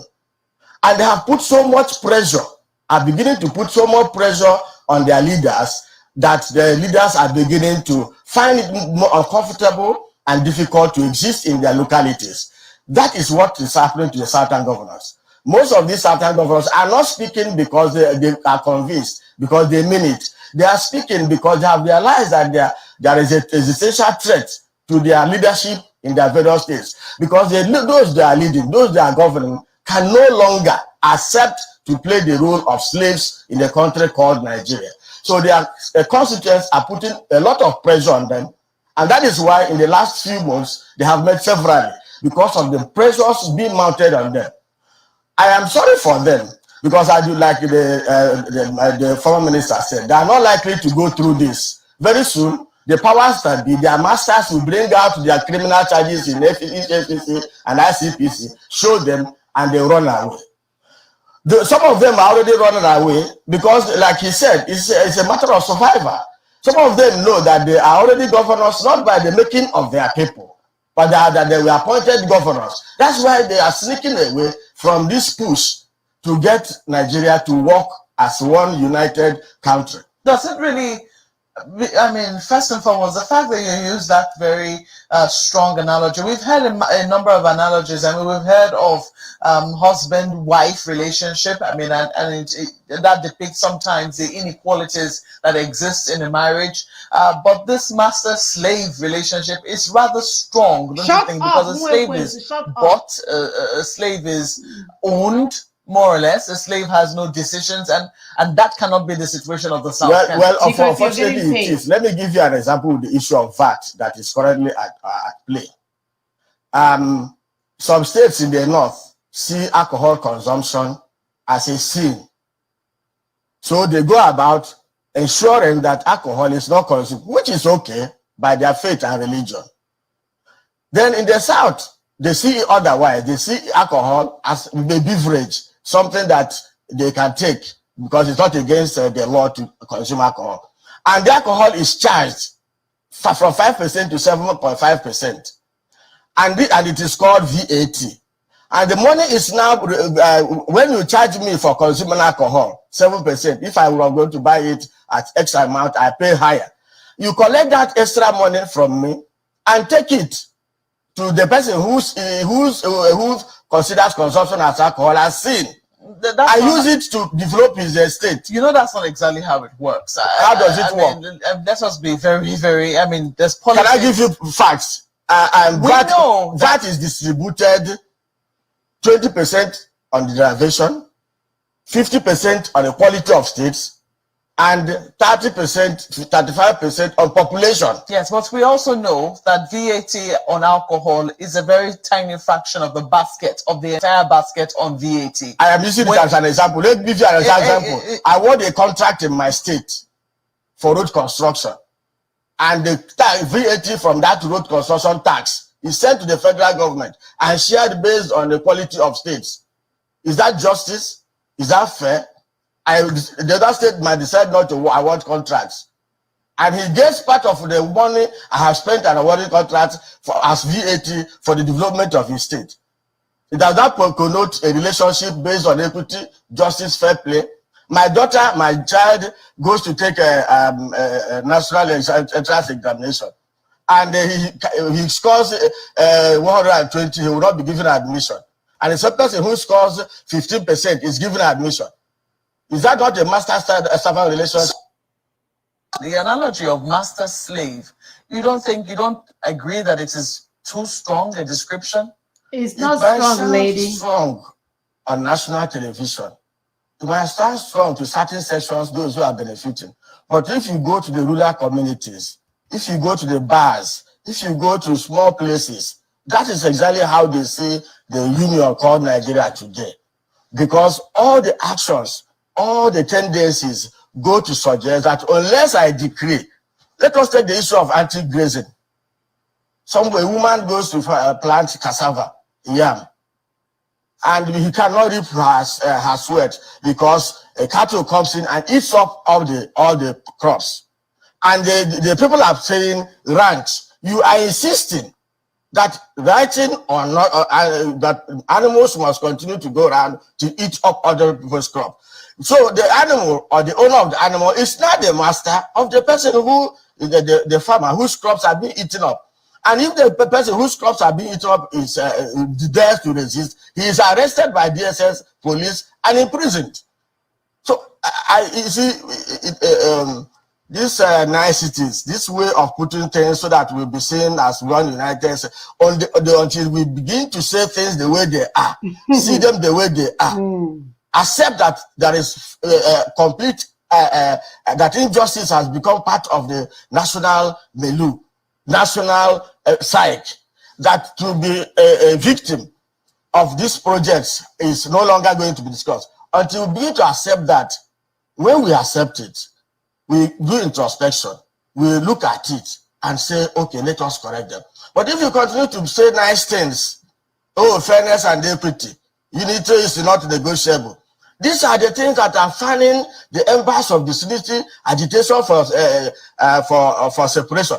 I tell you, no group of people genuinely want to separate and go away from this country. But they are saying that the Constitution of Nigeria is a fraud in itself. Look at let us take the fact. The VAT decree was made by the military, whereby they took away sales tax that is usually collected by local governments and made it a federal law. And they went back to say that all decrees made by the military are now acts of the National Assembly. Section 315 of the Nigerian Constitution today converted all military decrees to acts of the National Assembly. So we didn't make the laws. The National Assembly was not in place at that time, but all the draconian decrees made by the military have become our imported into our constitution as a product of the national acts of the National Assembly. Is that fairness? This is tough to watch when a woman, I don't know if that lady is married. I don't know how she sleeps at night.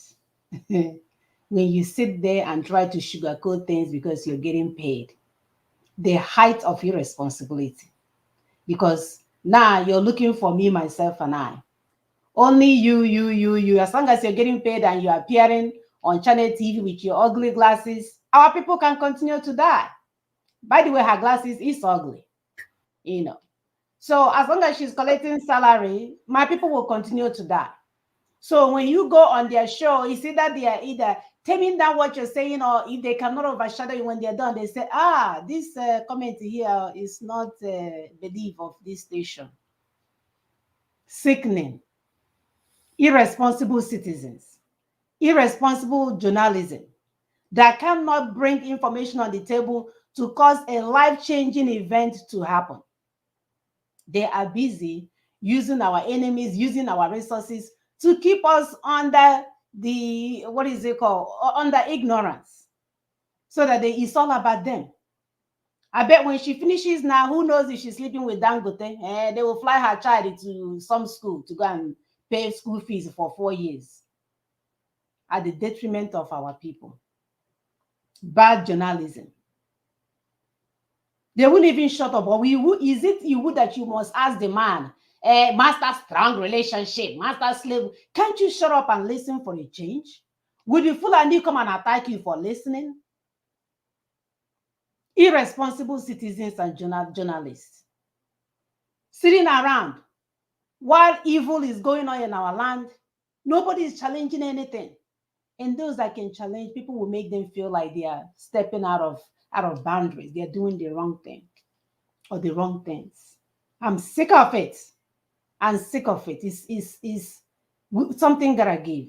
Something have to change. Brand envelope journalism, my sister Enuma said. That's what we have here.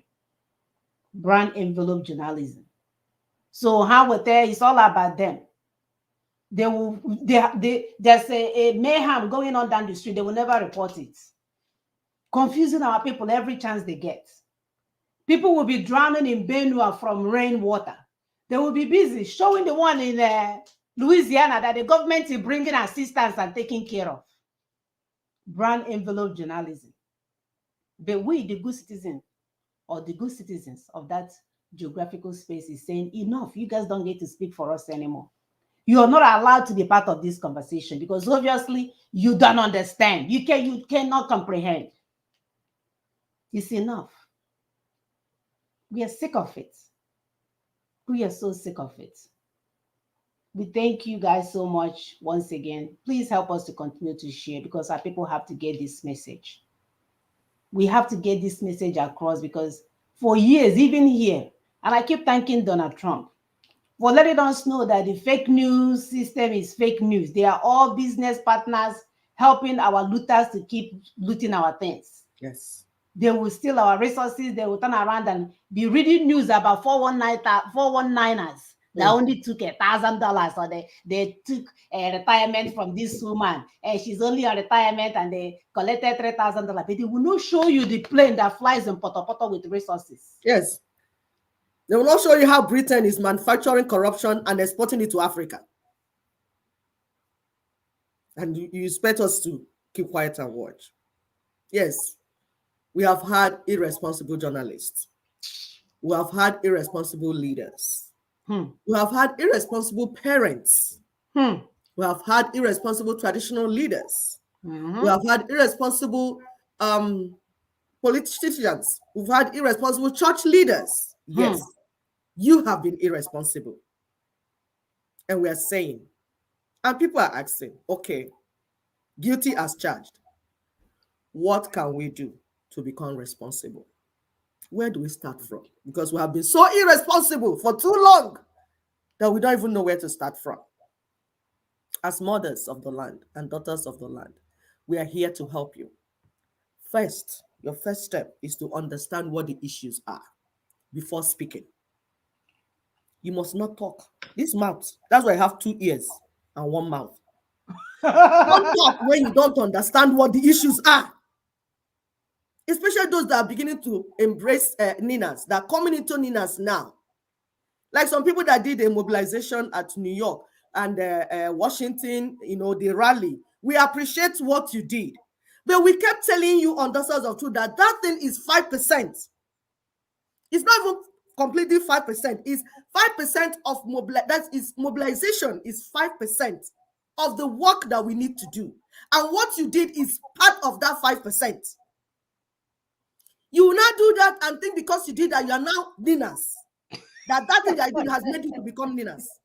You are now the steering committee of Ninas. You are now the Ekucha Ogu of Ninas. You are now representing Yoruba, representing Igbo, representing Efik, representing over 250 ethnic nationalities just because you went to dance in front of UN.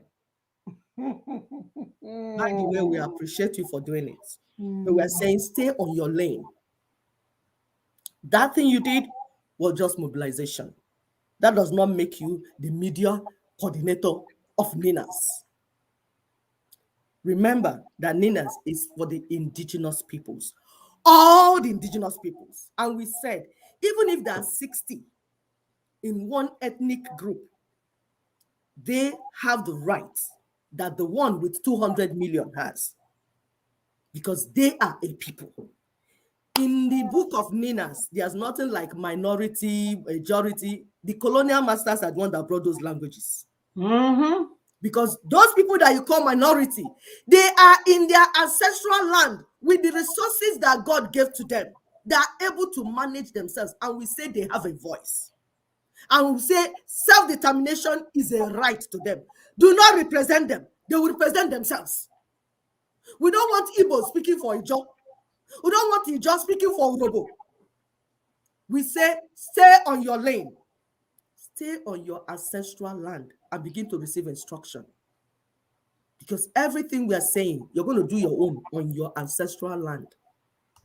Ninas will not expect you to travel to Abuja. Whatever that you will do it on your ground. That's why we say stay your ground. Stay on your lane. Those are in diaspora. Instead of being on social media causing trouble, send messages to your village. Go and start organizing your villages, your village members. Start telling them what Ninas is doing and how they're expected to be part of it. This is not your political nonsense that you're busy trying to scatter what Ninas is doing because you cannot contain yourself and listen and learn something. You think it's about going to get 120 degrees. No. That's your degree. We all have it and we don't care. A lot of them. And Yes. it's on the wall. Yes. If we start putting the degrees that we have acquired here, it's much, but we are saying we count it nothing. So far, Yep. our people are in dungeon, suffering, not eating, not having a voice. So don't think you want to intimidate us. And by the way, the only reason you represented Nigeria, you think you are representing nations, is because the real indigenous people were subdued under. That's how fake Itibolibos are busy representing us. Internal colonizers, the criminals indeed. The agents of internal colonizers. So we're saying, so that we don't get you lost, you need to understand what the issues are, first of all. And God has blessed us with people that took 20 years to study it, map it out, like Sister Muna said, say these are the pitfalls, these are the landmines. If you go this way, you get into trouble. If you go this way, you'll be safe. And they've been talking since then. So before you begin to speak, we're not saying you should not speak. Calm down first. Understand what the issues are. And then you begin to teach others. Because you can't teach what you don't understand. You must not speak. Some of them try you. You know, our people are very good with when they don't have information, they will be there shouting it down on other people's throats, fighting for things that they don't even know anything about. They're not even willing to go and investigate to say, okay, this thing I'm supporting, can I go and just learn a little bit about it? But they will come out and speak eloquently, all in the name for, I don't know if they are paid agents, or they don't know what to do with themselves, or they want to practice the English they learned in London. Fakeness, my sister, fakeness. How can you have a strong mind to be speaking things you don't know about? Some people have never been in IPOB, but they want to support IPOB and supporting Nnamdi Kanu. Meanwhile, you never contributed a dime to build IPOB. All of a sudden, you now want to use it. You are fake. That's what we're saying. Stop. You're causing more trouble. You're supporting what you don't know. And that's what Africans have been doing for years. Exactly. Lying about things they don't know anything about, promoting things they are not even part of, selling information that they are not even aware of. Wickedness. All at the detriment of their people. Irresponsibility. Because sometimes when they are shouting down that way, you that didn't have information, it's okay. I'm, you know, let me listen. Yes. Not knowing that what they're saying is not true. That's why we're saying get informed. Don't let, and even with their Bible, they will tell you if they slap you here, give them the other cheek. And that's why we are here for 400 years. Look at how fat my cheek is. I'm a buchala here, Nora. We keep getting slapped. Somebody has slapped you the first instance. Was he going to, did he have mind to make you, to leave you alive? That you're giving him the second one. You give me the second one, he'll slap it again now. You give me the third one, he'll slap it, and he'll continue to slap you until you die. Because that's why he came before. He was not romancing you when he came to slap you the first one. Well, no. People should stop teaching our people with things that you don't know. That's why in Rwanda, they closed all the churches and said, before you open a church, you must have certain training. You must have received certain training for what you're about to do. We don't want quacks anymore. Quack lawyer, quack doctor, quack nurse, quack teacher, quack everything. Quack everywhere. Quack journalist. Quack everywhere. Speaking authoritatively on things you know nothing about is a sin. It's wickedness. Is the height sin against humanity, for God's sake. Yes, it's the height of irresponsibility. It is recklessness. Something that you have not investigated to find out what is this all about. You're marketing it to my people. It's the height of recklessness and irresponsibility. We need to stop being irresponsible. So before you will speak on something, go and investigate and find out this thing I'm about to say and talk on. Do I have the authority to say it? Do I have the right information to say it? And if you don't, please keep quiet. Everybody must not talk. Even if you can speak English, keep quiet, Mechion, and listen first. People are saying, what's the way forward? There's work to be done. That's the way forward. My sister is going to get us a video so that you see the type of thing how we're think going forward. Because we are here saying that we are dying. People are busy conducting climate conference, sleeping halfway through it. Why they are killing up my people? They are not thinking of anything to do. They are busy sleeping, conducting a climate change, whatever. Because it's all about them. Why my people die. Denying there's a Christian genocide going on. But you know what? You see, their mischief will always work for us, because that's what we're saying. That where we are now with Ninas in place, because all along they wanted us to fight and come out and start killing ourselves so that they'll just get one helicopter and kill all of us. They don't like this Ninas project. They don't like the way that we're using brain calmly to match them. Truth upon truth, strategy upon strategy. They don't like it, because it's so our sister showed us when they say we are brainless, that we are like animals, we don't have sense. We have sense. And even our ancestors that you met, they have sense, just that they have English language, communicating language to communicate with you. That's the only thing you had more than them. But you know what? Now we can hear your English. Yep. We can speak it even with our own accent. We don't want to change our accent. You must hear it the way we're speaking it. Amen. If you want, get a translator. When I talk, the translator will tell you what I'm saying. But you see me changing my accent, foul. So your mischief of denying there is genocide going on. You know what you have done? You have confirmed to us that is actually ethnic cleansing that is going on. Yep. Who else we know? If not you people now, you are the ones sponsoring the Fulanis. So you will tell us what is going on. Mm-hmm. So when we say there's religious crisis going on, you say, no, it's not Christians being killed actually. We send them to kill both of you. Both the Christians, both the moderate Muslims. We send them. Because they are the ones that are paying Fulanis to do the job. Absolutely. So they know what they say. Is there a place where they manufacture AK-47 in our land? Yeah. So, of course. So that's why they're coming to tell you people. For those that are agitated, like, oh, they didn't support or they didn't. No. They are telling you, it's moment of truth now. The meeting they did inside is for the killing of both Christians, moderate Muslims. That's everyone on that land, not just Christians. So that's why they're telling you the result of the meeting. The assignment that was given to their agent is to kill all the indigenous peoples. So it's ethnic cleansing. That's why they're telling you, oh, no, you don't even understand. It's not Christian we are killing. It's ethnic cleansing. We are cleansing all of you. But what has happened is that the Democrats have helped us to understand that it's actually the Fulanis doing the work. That's what they have done, Obama and Biden, because they were going for meetings. You know, in 2015, they will go to the north, do meetings, and we're asking for Hillary Clinton, all of them doing meetings. Even when Boko Haram started, Goodluck was begging Hillary Clinton as the Secretary of State that time that we need to declare this with terrorists. No, they will not listen. They say, no. They know the work. So you better listen. They are saying that what is happening is beyond jihad. That's what they just said. They are trying to be mischievous. Be mischievous.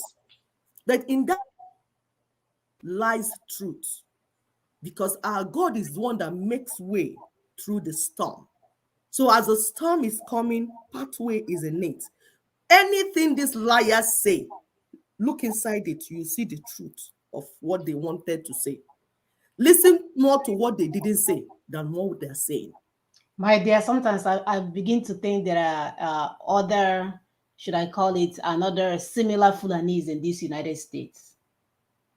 Except that they call themselves Democrats. Yeah, they are working together. Because you saw it now. Our people that are watchful, you saw them when Goodluck was in power, going to the north all the time, going to the north. All of a sudden, all the northern houses, all of them became drug addicts, became addicted to tramadol. Then they imported Boko Haram, brought ammunition.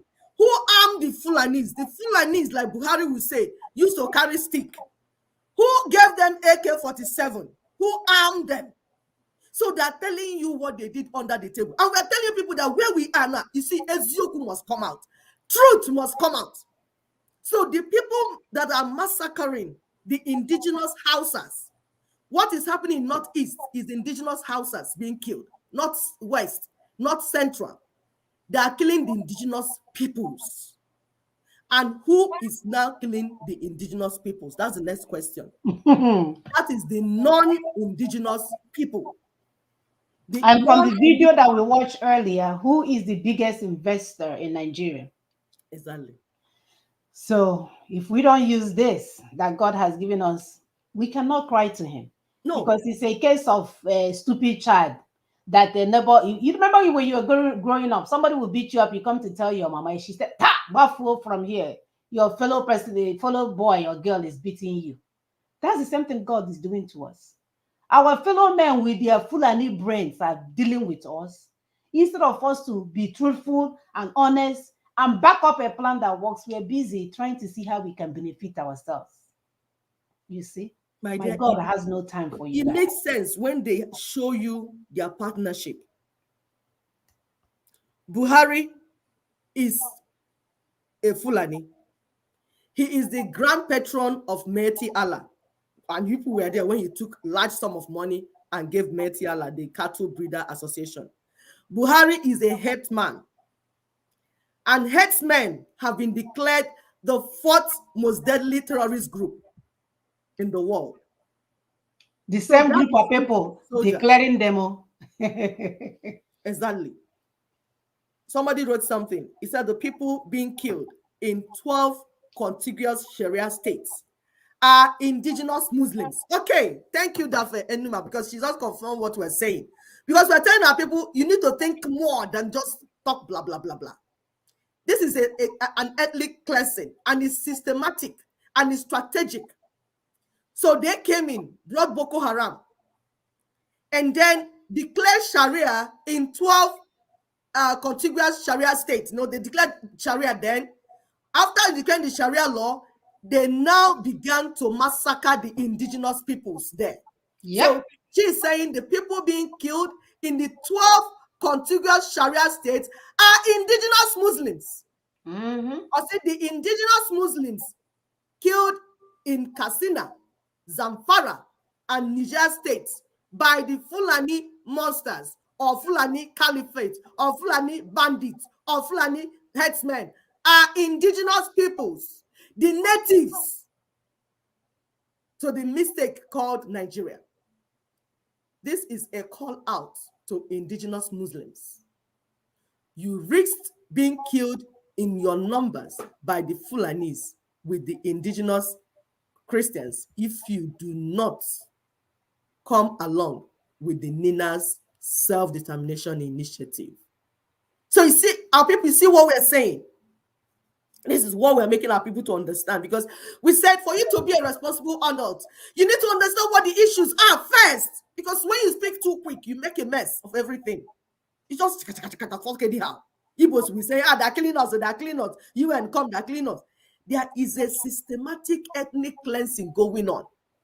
It started from 1804 when Usman and Fodio came into that space.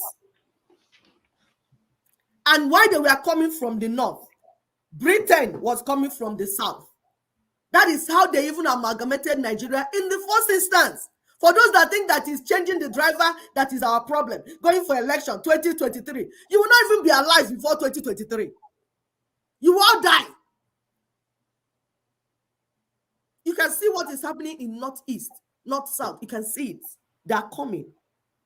So they don't care whether you are a Muslim or you are a Christian.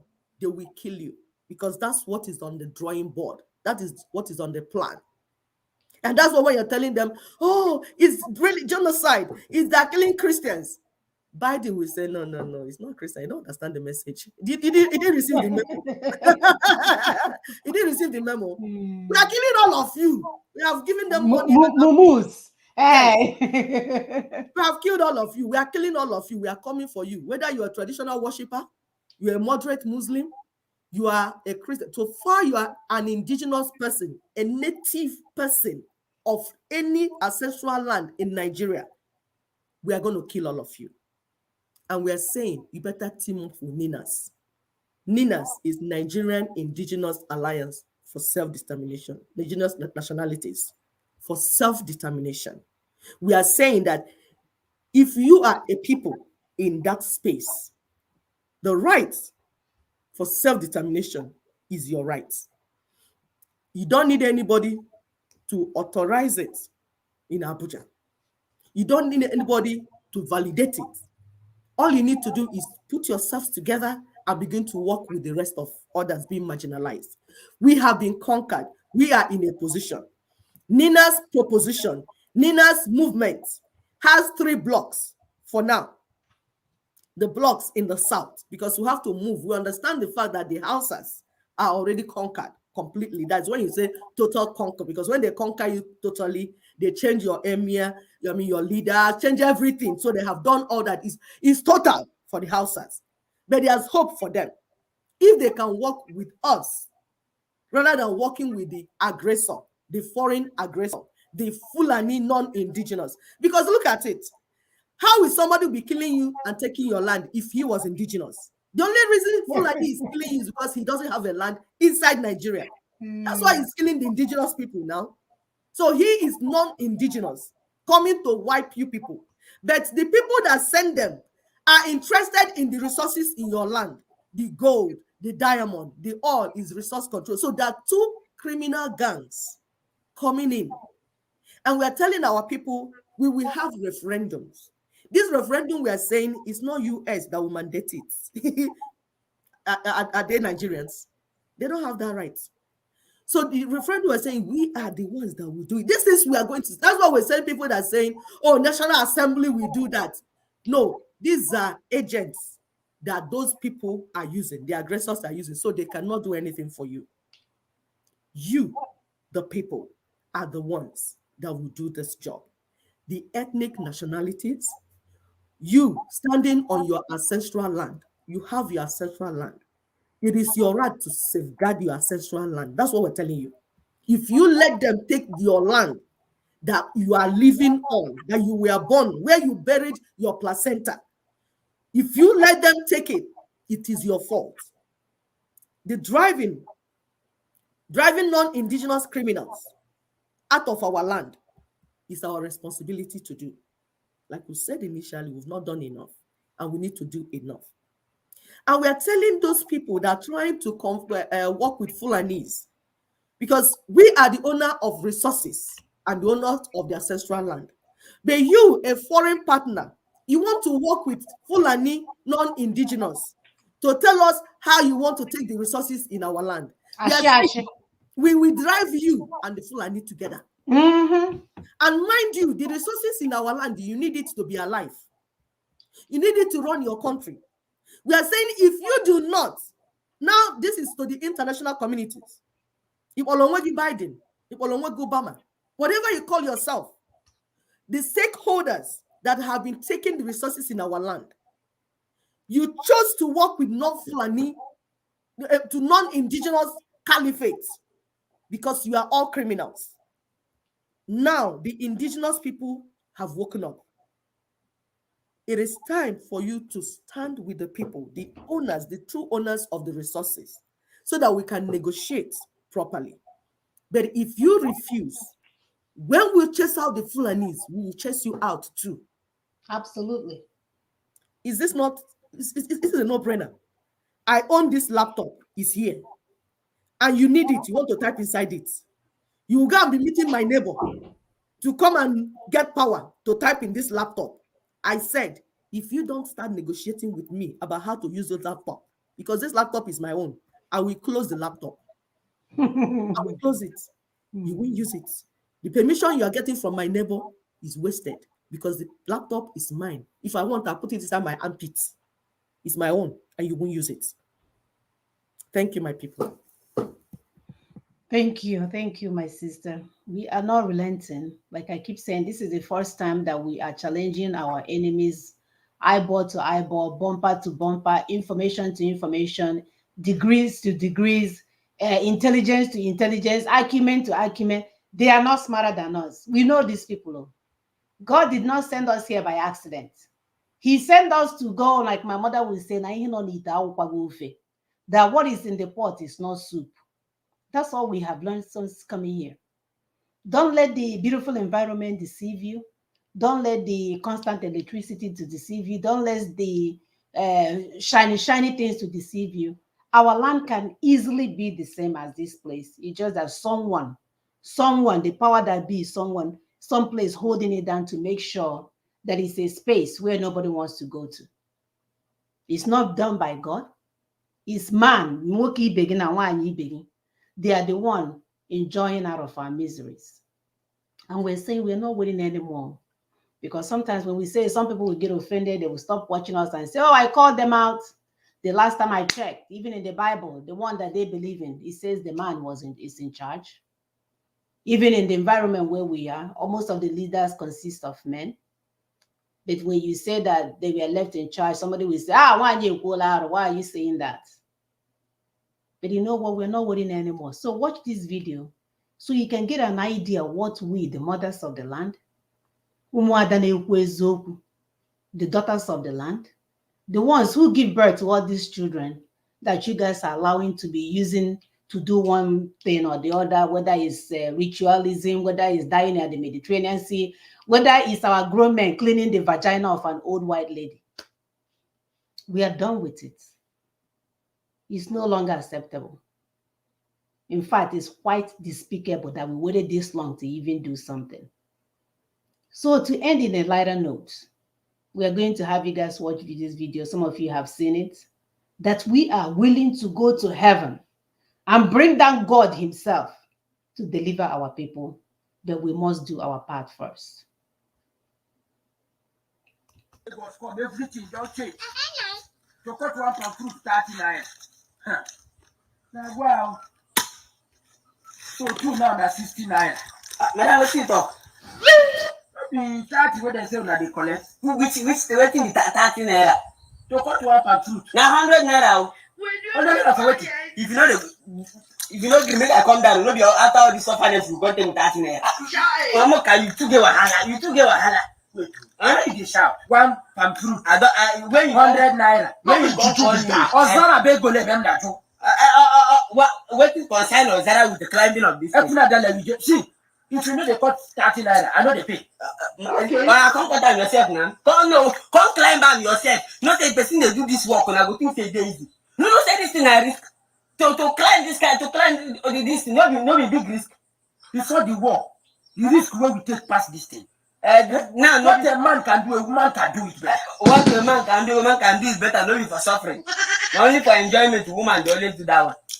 You comfort them, see her, put your head, comfort them, see nice. Will you keep quiet? So now, this is not comfort them. You think this thing has to open leg for bed? Climb and make I see. Okay, no better. How much?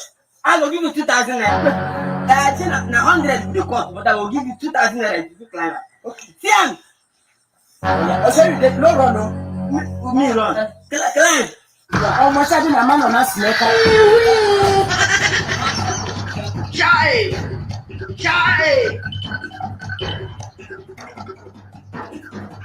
Focus! Continue.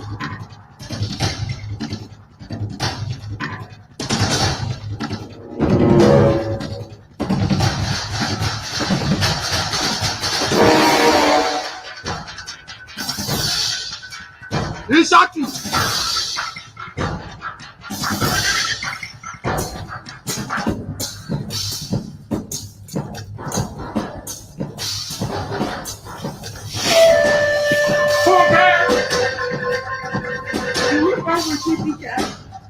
You will have a fun.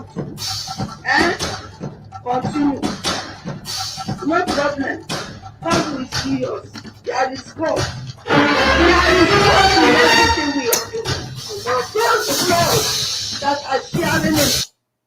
All right, you can see how it's done, my dear. We are not playing.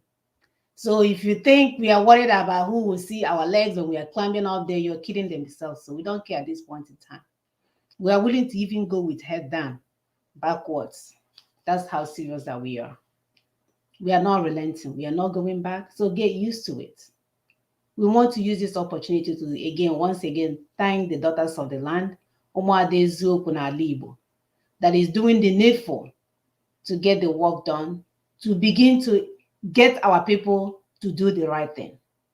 And the right thing says truth and honesty, uprightness is the way to go. When we achieve these things, the God that we serve, not that fake one that you guys are going to the church and wasting your time on. The true God that we serve will come and deliver us. We will climb that palm tree, whether we are wearing on that we or not. So don't even get it confused. We will do it all. We will challenge any person that is out there thinking they will keep us in darkness, keep the continent in darkness, while them and their children go on a yacht in a ocean view to be having fun. And then if we happen to find ourselves in the yacht, is to clean the toilet for them and take their plates, as if we don't know how to enjoy. What's good point, my dear? So I don't know. We've spent over 2 hours. We should offer our people a few more seconds to call in if you are going to call in. We know we have packed today's show with lots of information, but these are the things that we need to do to begin to get to our destination, because we don't want to carry this load, this fakeness and all these lies and evil, just name it all. We don't want to carry that to where we are going. And Sister Enuma says, please send me that video. We'll definitely send it to you. I was telling Sister Epi, I said, if I have actually written that show, I will have all my clothes fall off while I'm climbing out there to tell you that I'm that serious. To tell you how serious we are. And nothing is holding us down anymore, because when we talk of adults, both men and women, but you know what? The women are ready to take over. That thing they say women cannot do, we are not ready to do it. Even if to climb that tree, we will climb it. Even if our wrappers are falling down, we will get there, cut the tree, come down. It's a message we are passing to you. We are laughing, but it's a message. It's a coded message. The job must be done. It must be done. Period. That's how I would say it. It must be done. It must be done. So if you want to wake up, you feel that the women are indicting you, then become a responsible man. But even if you don't want to become a responsible man, women are coming to take over, because it's the children, our children, that are being killed. This thing you're seeing, they're not animals being killed. This death, this blood you're seeing, it's not flies. They're human beings, and we give birth to them. Each time one dies, it touches our womb. So you will never feel it if you don't have a womb. And that's why we're not going to wait for you anymore. Nope. We're here to do whatever that needs to be done. We'll get it done. Thank you. Someone, are we done? Okay, we're waiting for them. Yes, we're waiting for callers. So I don't know if anybody wants to call in. We didn't want to end the show without giving people opportunity to give their 2 cents. But the message is clear. You have to be a responsible citizen. It's no longer acceptable. As a matter of fact, it's the height of irresponsibility for any adult living in a society not to be a change agent. We can no longer be victims. We can no longer be lying to ourselves. We can no longer be pretending as if we don't know what the issues are. If not for anything, we have done the homework. LNC and NINAS have done the homework to let us know that the 1999 Constitution is a common denominator in all our sufferings, be it because of the fake churches, fake marriages, children now using crystal meth, called Rumiri, all kinds of stuff. Is the same force driving it. Is the same force driving it. So let's not get it confused. And we thank our brother that was bold enough to go on channel news, even with their ugly glasses, and tell them the truth. Because this is what we expect our responsible citizens to be doing. Sister, please go ahead. Yes, thank you, my sister. Can you hear me? Yes, go ahead, sister. Oh, okay. All right, no problem. Thank you very much. So once again, I thank you for this opportunity and for taking time out of your busy schedules and your family time to once again come on and again to reorient us. I call it us because it's about us. So we are the people. And you have covered all ground. And the last video is very shameful. It's very shameful in the sense that with all the resources in our land, there's just nothing to show for it. Nothing, no progress. No progress. Look at our environment. And so much suffering. And our people are out there, so-called celebrities, partners in crime, are there throwing money. Just throwing money. Glorifying themselves. And while suffering and abject poverty are all over them, around them, but they pretend that it's okay. It's okay because they are there worshiping them. Because if everybody will improve, who is going to worship them? Don't you see it's wickedness? Our own people are wicked. They will only emulate bad stuff. They will tell you, David in the Bible, he married 100 wives and 100 concubines. But what is it that differentiates David from others? It's his humility. It's eagerness to accept that he is wrong or he was wrong.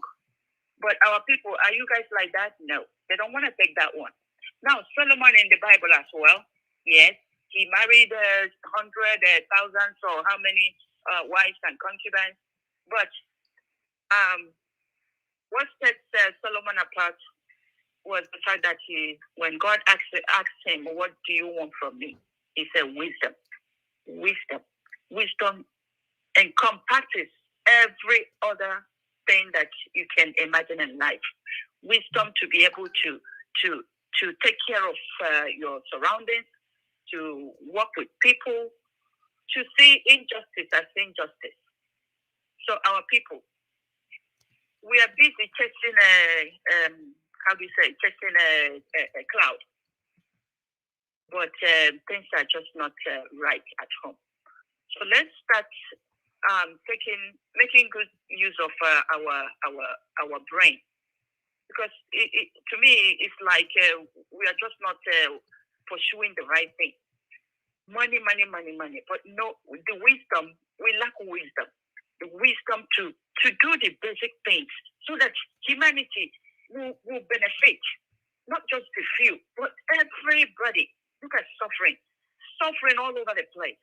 We don't have anything to boast for, that you are a human being, that you even live in a 21st century technology age. We don't have anything to boast for it. It's sad. It saddens my heart. But we have millionaires and billionaires and engineers and all kinds of things all over the place, all over the world, also making names. But we don't have anything to prove for it. So it's about time. That patriotism, we need to take it very seriously. It's not about what am I going to gain. It's about, if you know it's about the land, then you're going to say what it takes, whatever it takes. To make our land livable so that we can go back home. We are not here because they are displacing us, my people. Giving us a visa to travel, yes, it's a good thing, but guess what they are doing? They are displacing us. Okay? And we come here, we start life all over. It's not sweet. We are missing so much. Like, to be honest to you, I haven't been able to make myself a nice soup because of business and working, all kinds of, just working. Eh? Not only that, to get those fresh vegetables and nice stuff. We don't have that, we don't have it. So we are missing. We are here, yes, enjoying a good road safety, but we are missing so much that you guys are, getting back there. We need those. So that's why we want our land to have security, to have a good road, to have all the basic necessities that will, make people comfortable in their environment. So it's about time we start working towards it. But I don't know. It's like preaching to a deaf ear. Our so-called celebrities, Nollywood nonsense, they are busy just flooding our system with all kinds of evilness. BBL. Private part becoming public part. It's crazy. I just don't understand. And the so-called movie they are shooting, they will be shooting in a dirty, uncivilized environment. So what is good about it? And nobody's talking. What are we doing? Oh, my sisters. Thank you, my dear. Thank you guys so much. I said, you guys have stayed online for a very long time, but I just wanted to kind of reaffirm what you guys have said, and thank you for your time. And our viewers, please help to share the message. We need change. We need change, and we must get change. So whoever is on the way, if they don't want change, by all means, step aside or just stand by and watch. Don't try to interfere in any form or shape. It's not appropriate. Just stay aside and watch others that say they know what to do and see. But as for interfering and creating all kinds of instability, disorganizing everything, that people are working so hard, that we know is what works, and we know is the way to achieve what you are looking for. Please, if you're the one doing that, please stop. Don't do it. It's not right. Step aside. Step aside. Our freedom is in our hands. It's not on anybody's hand. Nobody is, is going to give it to us. We are the ones to speak. We act and fight for it. Okay? So I thank you, sisters, and may God bless you, and hope to see you guys, God willing, next weekend. But again, next weekend is Thanksgiving weekend. So if we see you, fine. Otherwise, I wish you guys a happy Thanksgiving, you and your family. Thank you. Thank you, Dolce. Thank you, Sister Chilton. Thank you so much. We have one more phone call to take, and then we call it a day. Our people are getting it, and those that are interested in delivering our people are doing the needful. They are working hard. They're staying up all night. They're making the necessary phone calls. They're investing their time. They're investing their money. They're investing their people. And then you have the group of ones that are there pretending, going to fasting and prayer. I see fasting and prayer for 40 years would have saved us from where we are. So we're looking for people with tangible strategy that can get us to where we're going. Brother, please go ahead. Your name and where you're calling from, and please make it snappy. Good morning from here, my sisters. This is your brother Obidu Bino, calling to let you guys know that you're doing a great job. Thank you. Must continue. You have done it for how many years now?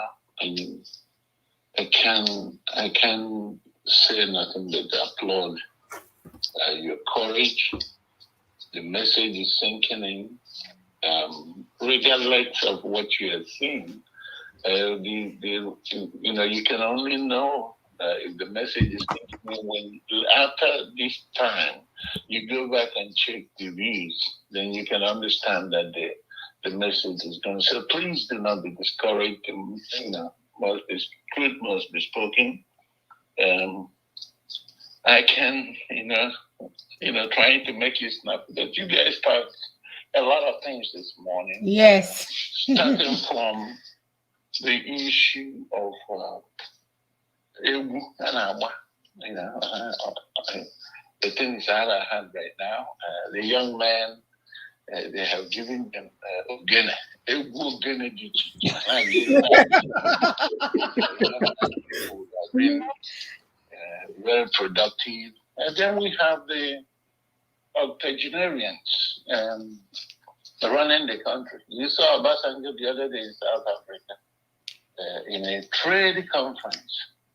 And he's the one representing Nigeria. And I'm like, if So nobody else can represent Nigeria other than Obasanjo. Our ancestors are here. Something he did not accomplish when he killed a lot of people in Asaba. He did not accomplish it when he became the head of state, military head of state, and the president for 8 years. And this man, I'm also the witchcraft. And I got it. You saw the one in Abuja the other day begging to release a criminal to him. And 93 years old, and he was applauded because his brain functions more than people of half his age. And I know he's going to take that away. These are the people that are a problem. Recall, that man was against Odumegwu Ojukwu, who saw this mess a long time ago. But today he's going to beg. Dead people talking. And confusion everywhere. If you look at Nollywood, who do they have there? Dubai. I don't know. Any day they want to pick you up and kill you.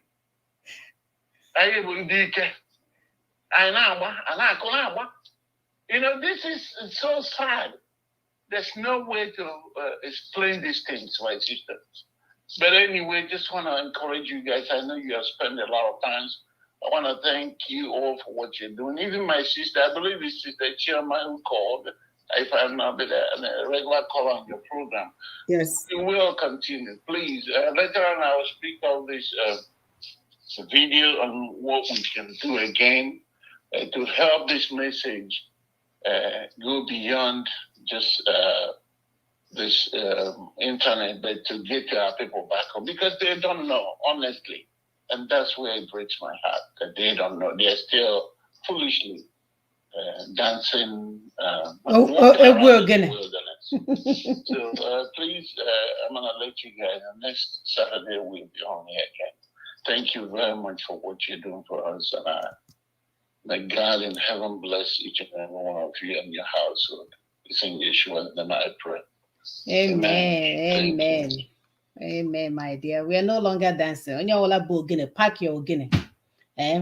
Pack your ogene. Let's see if you're going to use it to invoke those black spirits that you used to kill your people.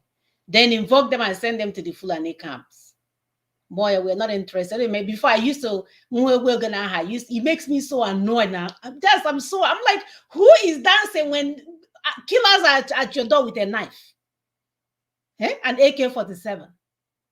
What kind of euphoria are you guys in that you don't know that your life is coming to a screeching halt?